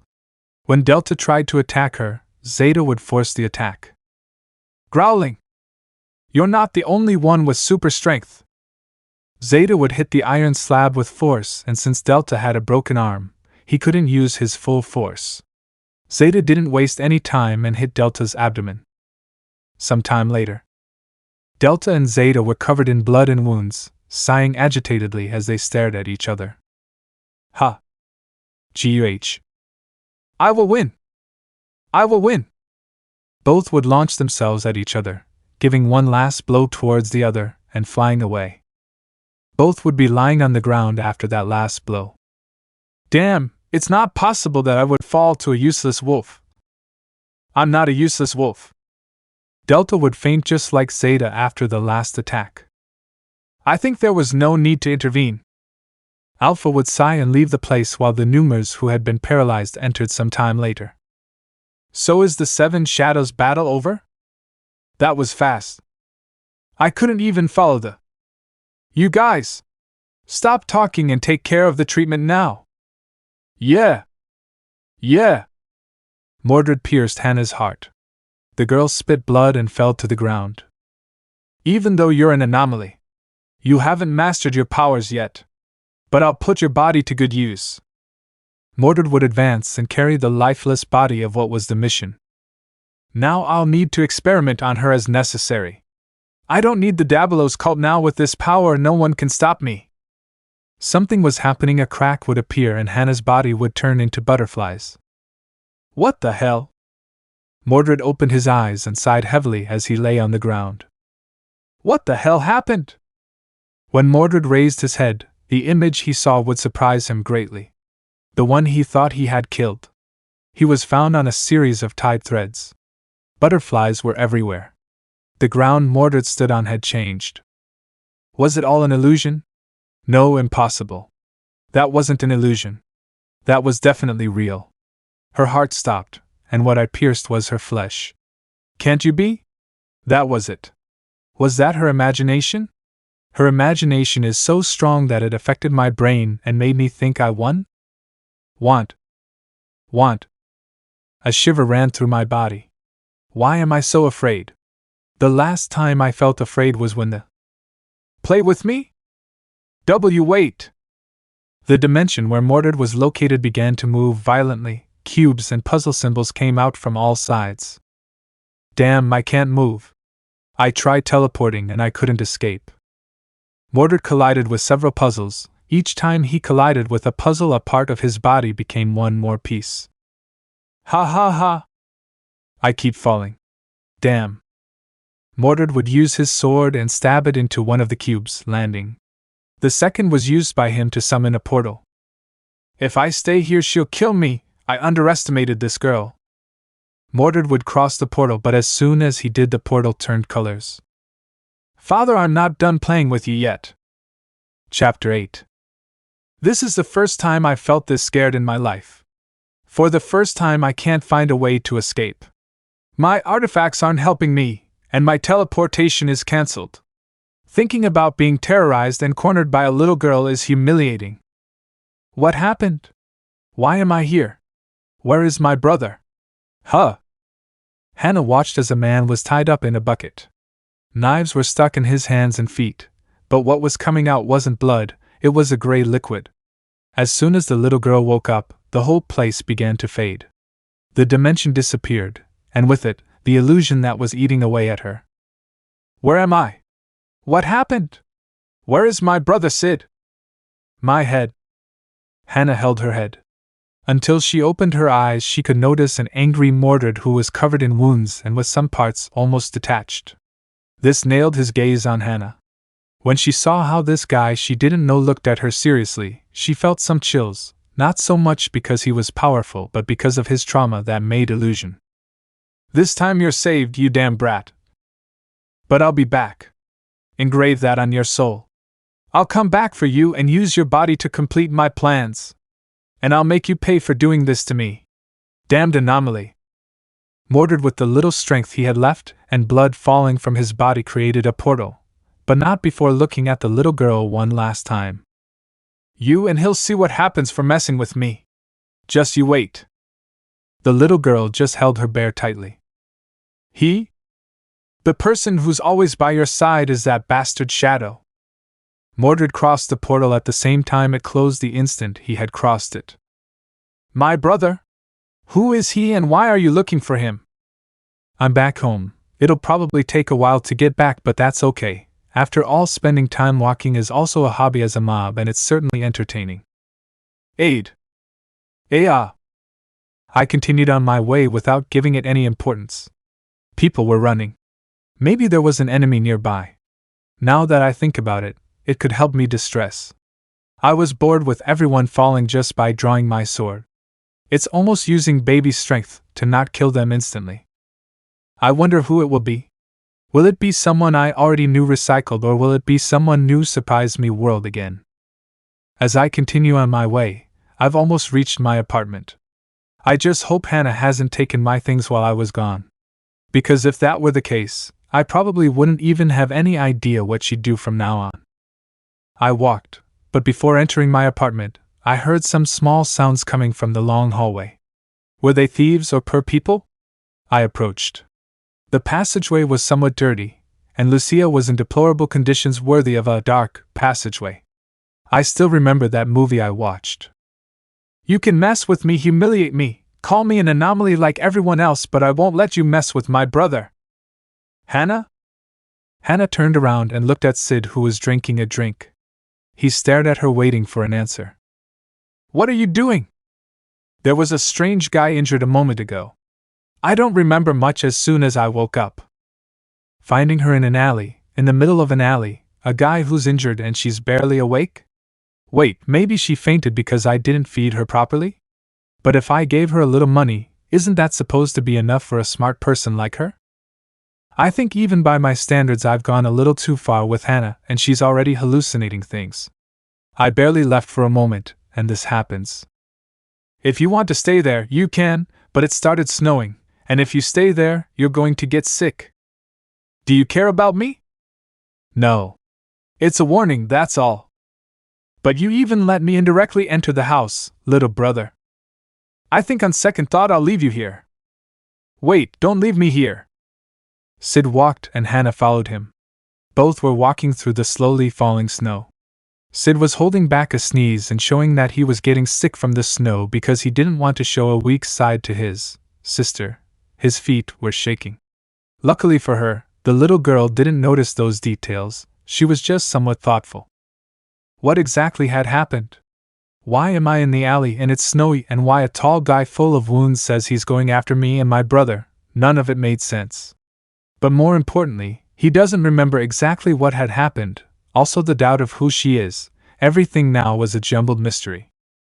By the way, what did you do to end up like this? Like that? What do you mean, bro? What you're covering up under your clothes? Huh? I mean your scars, did you think I didn't notice? This. Hannah sighed and continued walking in silence. The atmosphere was somewhat different now. But Cid just kept walking as if nothing had happened. I don't know. I just remember waking up in a different place and them mentioning that they would be my new family. But I didn't understand what new family meant. I think they were trying to hide who I am and what had happened to me all these years. I see. But just now, before I couldn't remember what had happened until you came, I remembered something. A sword. And a person I called father, that's all. A person with a sword who was her father? I knew he was an idiot for that advice about money not being that valuable, but with this, he surpassed my expectations. Personally, I'm not one to sympathize with people who have suffered or lost something. After all, I gave up the emotions I had in my previous life to achieve my goal of being the perfect shadowy eminence who hunts in the shadows. But now I've had a small dilemma with my inner self, and I have to constantly release a strong emotion to stop having annoying visions. Now that I think about it, when I have an emotion, my perspective on people is slightly altered. Perhaps the fact that I agreed to take a child with me was because I had to release so much gold in that battle that I fell for his lure of money? Although it's funny. For some reason I feel a little annoyed. My story isn't very interesting then. Brother, what's your story?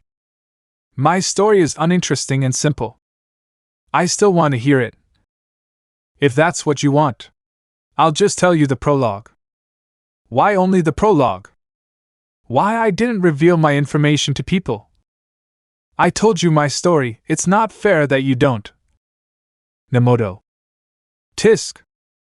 I was just a person who didn't have a purpose until a program I watched since I was little. I watched superhero comics and hero programs until a subject being an eminence in the shadows was neither evil nor good. It caught my attention. Neither evil nor good. My mother used to tell me to look for a goal, and that's what I looked for. I made her proud even though she threw things at me and was always in an NPC role. I didn't understand that reason, so I thought she sacrificed herself and played her NPC role so that I could improve. That is, his own mother threw things at him, and my brother called it an NPC and thought I was proud of it? Was my brother always living in his own world a lie? That's too cruel. Now I am an eminence in the shadows, that's my whole story. Brother, I just have one question. Have you ever thought that what you were experiencing was not what you thought? Wait, did he realize I was having visions that pointed this out to me? Did he read my mind? No. If that were possible, he wouldn't be reading what I'm saying now. But how does he know that? I don't remember mentioning anything, it doesn't matter. They're just visions, and they're not interesting anyway. Good question. But not until this point in my life. But you already know? Know what? Nothing. I see, it was a clever strategy on your part to test me, but that won't work so easily, girl. Haven't you felt then that what you perhaps experienced before? Was it a lie? Lie. You see me as an NPC, right? Do you know what it means? No. You're still too young to know that. I want to know. You wouldn't understand it because it has a hidden meaning that you can't know. You've done worse things, why can't you tell me what it means when you keep mentioning that? Why is it different? I'd have to explain something very confusing and a lot of my story to you, and I don't feel like telling stories. Hannah pouted annoyed and Cid just continued on his way. Answering your question from before. Yes, I see you as an NPC. Why do I feel like it's something I shouldn't like? Why it is. How cold you are, brother. And your question from before. No, I haven't felt anything in particular about that. But your look doesn't say the same thing, brother. My look? Cid's gaze was filled with confusion and doubt. The blank stare he used to have was a bit deeper now, as if you could read his heart, searching for answers. Perhaps that's why the visions hadn't gone away. Did that light just have a deadline, and now it's taking its toll? Since when do looks say anything about people, Hannah? The thing is, so just because I always have a dead look on my face means I'm dead? No, I didn't mean to mention that, Herm. Let me tell you something. I can see your soul perfectly, and I know you're empty inside. Why did I get upset with Hannah just for telling me something about the gaze? Naturally, my answer would have been yes, or I don't care. But that bothered me for some reason. I guess it's the downside of me unleashing my emotions every time I have the visions. It's becoming more normal for me. TSK, I'm upset. If my emotions keep surfacing, they'll be an obstacle to being the eminence in the shadows. I'm going to kill that god. Are you feeling better? Why would I feel better? It's just I just thought it was something you wanted to get out for a while, and if I'm good for anything, at least letting you off steam, you can have confidence, bro. Don't be ridiculous. Let's go back. Alright. Chapter 9. What are you doing? You know you can't leave. But I wanted to see Basu. We all lost. Alpha-sama should be heading out to find Shadow-sama right now. I won't miss the next challenge. Really? Who suggested a battle? Ever since we had to face Alpha-sama, we knew this was going to end badly. It's okay, it's okay. It doesn't matter who's guilty or not. Shadow-sama's safety is my priority. Now that you mention it, what are you doing that you haven't come back? It must be a very complicated mission if he hasn't returned yet.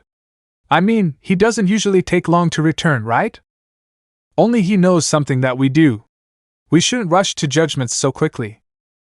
Some flashbacks passed over Delta's head, in which Shadow was at the waterfall. It was still a little complicated for the feline to remember that strange day. It really was the strangest day of her life since her lord had done something quite unexpected that hadn't even crossed any of their minds. I mean, why? Why would it even cross his mind to do something so unexpected with something that made absolutely no sense? You look strange. What do you want? Relax. I'm not going to fight you now, and I'm not stupid enough to waste my time fighting with you all the time. Whatever you say. You're like an open book. Are you still worried about him? Is there anything wrong with it? No. It's actually fine. Shadow-sama's actions, I'm still looking for a reason why he's doing all this. There must be a cause. And why do you come to talk to me? You were there that day. So I need you to tell me what happened. I won't tell you. This is beyond whether you hate me. If you don't tell me, we won't be able to help the teacher properly. I don't know either. And even if I did, I'd never tell you. I don't trust you. Do you think I'll do something against the teacher? No. I just don't trust you now. Stop bothering me. Zeta had a brief exchange of glances with Delta. Zeta simply closed her eyes and continued on her way, but not before stopping and saying one last thing. I'll make the teacher's dream come true. Maybe that will lift his spirits. Just stand by and watch, wondering like useless people what the right way to encourage the teacher is. Delta was annoyed by those words, but this time she would ignore Zeta. She simply remained seated on the couch while hugging her tail. So you say you saw a wounded guy who threatened to kill me and you in the process? Yeah. Why don't you learn to control your powers? If you use them, you can take on anyone. Why? I have no idea how to use them yet, and every time I do, I end up making a mess. I see. Although, I see that doesn't matter to you. Let's talk about something else. What are you thinking, brother? I was thinking about leaving this place. Get out of here. There's nothing interesting here. Besides, I'm done exploring, and what I'm looking for isn't exactly here. I need to set out on another journey as an eminence in the shadows. Why do you put shadowy eminences last in everything? Also, do you need to know something, don't you? Do you know anything? Yes. But I have no idea where to start. You know that's not the way to solve things, right? Right now I'm just thinking about eating a small sandwich. Again? I want to eat. I'm not going to make your food. But you're my older brother. You have to do it. We are not brothers, you made that up. Brother, who do we kill now? A girl like you shouldn't say those things. But you're going to do it anyway, and I don't want to be home alone again. Indeed. I'm going to stop doing that. The bandits don't have any important information that I can use, and they don't always have much gold. But how are you going to get information? I could go back to being Agent John Smith and get the information I need, but depending on the conditions. I've been running out of ideas lately. I think it wouldn't be a bad idea if Delta or Zeta helped me on this trip. Honestly, I trust both of them more than any of the other shadows. But more than trusting in the sense of, are they any good or not? I'm referring to the fact of keeping information. They're also very good at playing spy. Agent Smith's team? That idea doesn't sound bad, although the fact that Hannah is here takes away a few points. Why don't we interrogate the guy who's trying to kill you? If I knew where it is. Well, then I'll have a sandwich. Yes. My brother hasn't returned, has he? What is he doing? Are you worried about your brother? Yes. That's why as soon as I see him, I'll teach him a lesson so he doesn't forget me. Alexia let out a sigh with a drop of sweat on her face. She didn't understand Claire and Cid's relationship at all. Sometimes they seemed more like boyfriends than sisters. Although Alexia used to give her torture advice, it seemed like the two of them had formed a small friendship, although the fact that Alexia was Cid's ex still haunted Claire, and sometimes she was upset that Cid was with her. Why would Pachi just leave like that? It doesn't make sense. It's never happened before. Did something happen to him or did he just change schools? I mean, not even his sister knows anything about him. If her sister knew something, it would be as easy as saying that he changed schools or isn't studying, but if she doesn't even know, it's all strange. Wait a minute. Why do I care about him? It's not like I'm interested. But he still bothers me a little. Hey, haven't you wondered what happened to your brother? He must have gone on vacation with someone else. Claire radiated a rather exaggerated aura of anger as she walked step by step. But he hasn't been back to school for a few weeks. I don't rule that out, but it's strange. Why isn't he suddenly gone? Doesn't your family know anything about him? I mean, if he stops coming to school for that long, he could repeat the year. Now that you mention it, I haven't thought about it. He's your brother and you've never thought about what happened to him? Hey. Okay, changing the subject. I have a feeling something happened to your brother, and I think it has to do with the new students. The new students? 7 new peculiar students have appeared in the classroom. The last time I saw Cid at school, I found him talking to one of them. After that conversation, Cid mysteriously disappeared. Of course, I'm not accusing them, but if I talk to them, I must assume they have some kind of connection with him, and they must know something. Talking to one of them? Hey! The atmosphere became tense. Claire simply gritted her teeth in annoyance, and pulled out an annoying chain. Alexia was surprised. Where the hell did she get that chain from? More than that, why does she wear chains to school? It's better not to ask why. So he doesn't have time for his sister or to study, but he does have time to talk to other people, you'll see, Cid. I don't understand you too. You'll see, Cid. Get a grip on yourself, dear. Your brother isn't here so you can get even. You'd better focus on finding out where he is now. You shut up. Alexia sighed in annoyance and decided to leave. She knew that when Claire was in those situations it was difficult to talk to her, so she intelligently withdrew and would talk to her later to calm down another day of classes so they could investigate Cid's case together. Although right now the most important thing was to investigate, even if it meant discovering something for herself about the new case of Cid's disappearance. Do his friends know something? No, I don't think so. When I asked them the reason for Cid's absence from classes, they didn't answer anything. So, is this something else? Is the cult involved? I mean, my sister was against my brother once, according to what I found out while I was kidnapped. The idea that Pachi is kidnapped the same way I am terrifies me. As Alexia walked, clearing her mind, thinking of something, she was bound to bump into someone. Looking up again, she noticed a girl with long yellow hair and the same school clothes, a few books, headphones around her neck, and pointy ears like an elf's. She was the most popular student in the Alpha class. Some books fell from Alpha's arms when he collided with Alexia. I'm sorry, I was thinking about some things and... It's okay, no problem. Alexia would help Alpha pick up his book, however. When she got down and saw the book, she noticed a small photo on the floor. She looked at the photo, surprised, and it was of Cid Kagenou. Why did the president have a photo of Cid Kagenou in her notebook? Jealousy and curiosity invaded Alexia at that moment, a brainstorm of ideas about what the hell Cid was thinking, but above all, what the hell the president was doing invaded her mind. When Alpha noticed that Alexia had taken her photo of Cid, she would bend down and politely ask for her photo back. Alexia, however, would refuse to give her Cid's photo back, which would irritate the blonde, who, faking a smile, would ask her again for the photo back. Before I do, I have a question for you. Do you know where the truth is? Who are you referring to, Alexia-san? Don't act like you don't know anything. I'm referring to student Cid Kagenou, who hasn't shown up for weeks. Student Cid Kagenou-kun? And what do I have to do with that, Alexia-san? You're the last person he spoke to before he disappeared from this school. And now I find a picture of him in your book. Don't you think that's a bit suspicious? You're right. I spoke to him before he left school.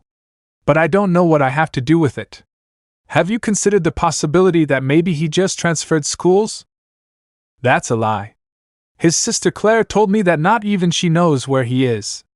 You may be right about him being unrelated since it was their last conversation. But why do you have a photo of him? Alpha would start to get irritated by Alexia's behavior, but she wouldn't give in to avoid a scandal, and would simply limit herself to sighing. In any case, Alexia wasn't the best person in her eyes due to the treatment Cid received from her and how Cid, despite everything, never blamed her, but that doesn't happen in the case of the Seven Shadows. Now that she was at school, she could make things clearer to her without Cid present. Alpha finished picking up his book and would leave, but not before looking at Alexia one last time. Now that I think about it, there was a case of a school death with seemingly no evidence. They only found blood, and it was a case of death without a body. Alexia-san was the closest to that place, along with Cid Kagenou? Are you sure you weren't the one who caused it? When Alexia heard that, she remembered that time when Cid rejected her, and in a fit of rage she cut Cid with her sword. Knowing that Alpha knew about all that didn't make the slightest bit of sense. I mean, Alpha wasn't even in school that time, nor did he change classes. Why was he considered a new student? How come Alpha knew all that? More doubts invaded Alexia's head, but she couldn't answer them exactly. How do you know? Although you didn't kill anyone. What about the time you were rejected by him? I know a lot about you, Alexia-san. I would suggest that for the sake of your social status, you stay out of my business. Otherwise, I can be sure to destroy your social status. Alpha finished walking away from the hallway with the books in her arms, and as she finished walking away, Alexia fell to the ground a little, feeling her heart race. It was beating fast, as if sensing danger, and her body had instinctively paralyzed itself to avoid saying anything or answering as it naturally would with any student. But the aura the president gave off was quite different from that of an average student. Who the hell was the president? Why do I feel my heart beating so fast? Was that a threat? But since she's that, there's no doubt. She must know something about Pachi, she must be involved in something, and I'll find out at all costs that she's involved. Is Natsum-san okay? Why yes, why the question? It's just that we noticed it was a little dull. I'm fine. I just couldn't sleep last night. We understand. Epsilon sat next to Beta. Seeing her in that state, he laughed at her, which caused Beta to get upset and tilt her gaze. Although you're too slow. You did well. It was logical that we weren't going to be able to beat Alpha-sama, but with this battle I think I showed my improvement. Congratulations. Haha, are you jealous? No. Even though you've gained weight? Epsilon laughed, causing annoyance in Beta. Tisk.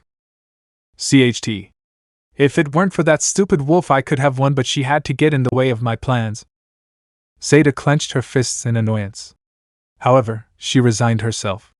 At least if there was a next fight or vote, this time she wouldn't lose to anyone now that the alpha heavyweight had his chance. But that doesn't mean she didn't want to be the first to see her master, especially since the last time the news from him wasn't all that good. On the other hand, Delta was sitting in her seat bored. She wasn't particularly interested in classes and always tended to fall asleep in them, which sometimes caused her to be scolded by the teachers. She was very restrained from harming them because Alpha always gave her looks as if it were some kind of hidden order. If you do it, you will be punished. She also didn't understand the fact that she could help the boss in this at all. Did the boss come to these boring classes to waste time? It was a much better idea to go out and hunt bandits like always and be Shadow.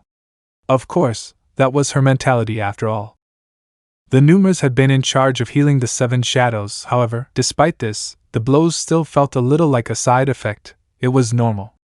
It was the first time that the 7 shadows had used all their power and had faced each other. Only among themselves could they hurt each other in a way in which, despite the healing, the damage was felt. This was an exception with Shadow. His healing was so exaggerated that the side effects did not exist for him. And Alpha being the one who received the most power from Shadow. Classes moved on, and everyone was chatting until the door opened. It was Alpha who entered the classroom with her books. As soon as she did, several people approached her with various questions. Being class president was a real hassle.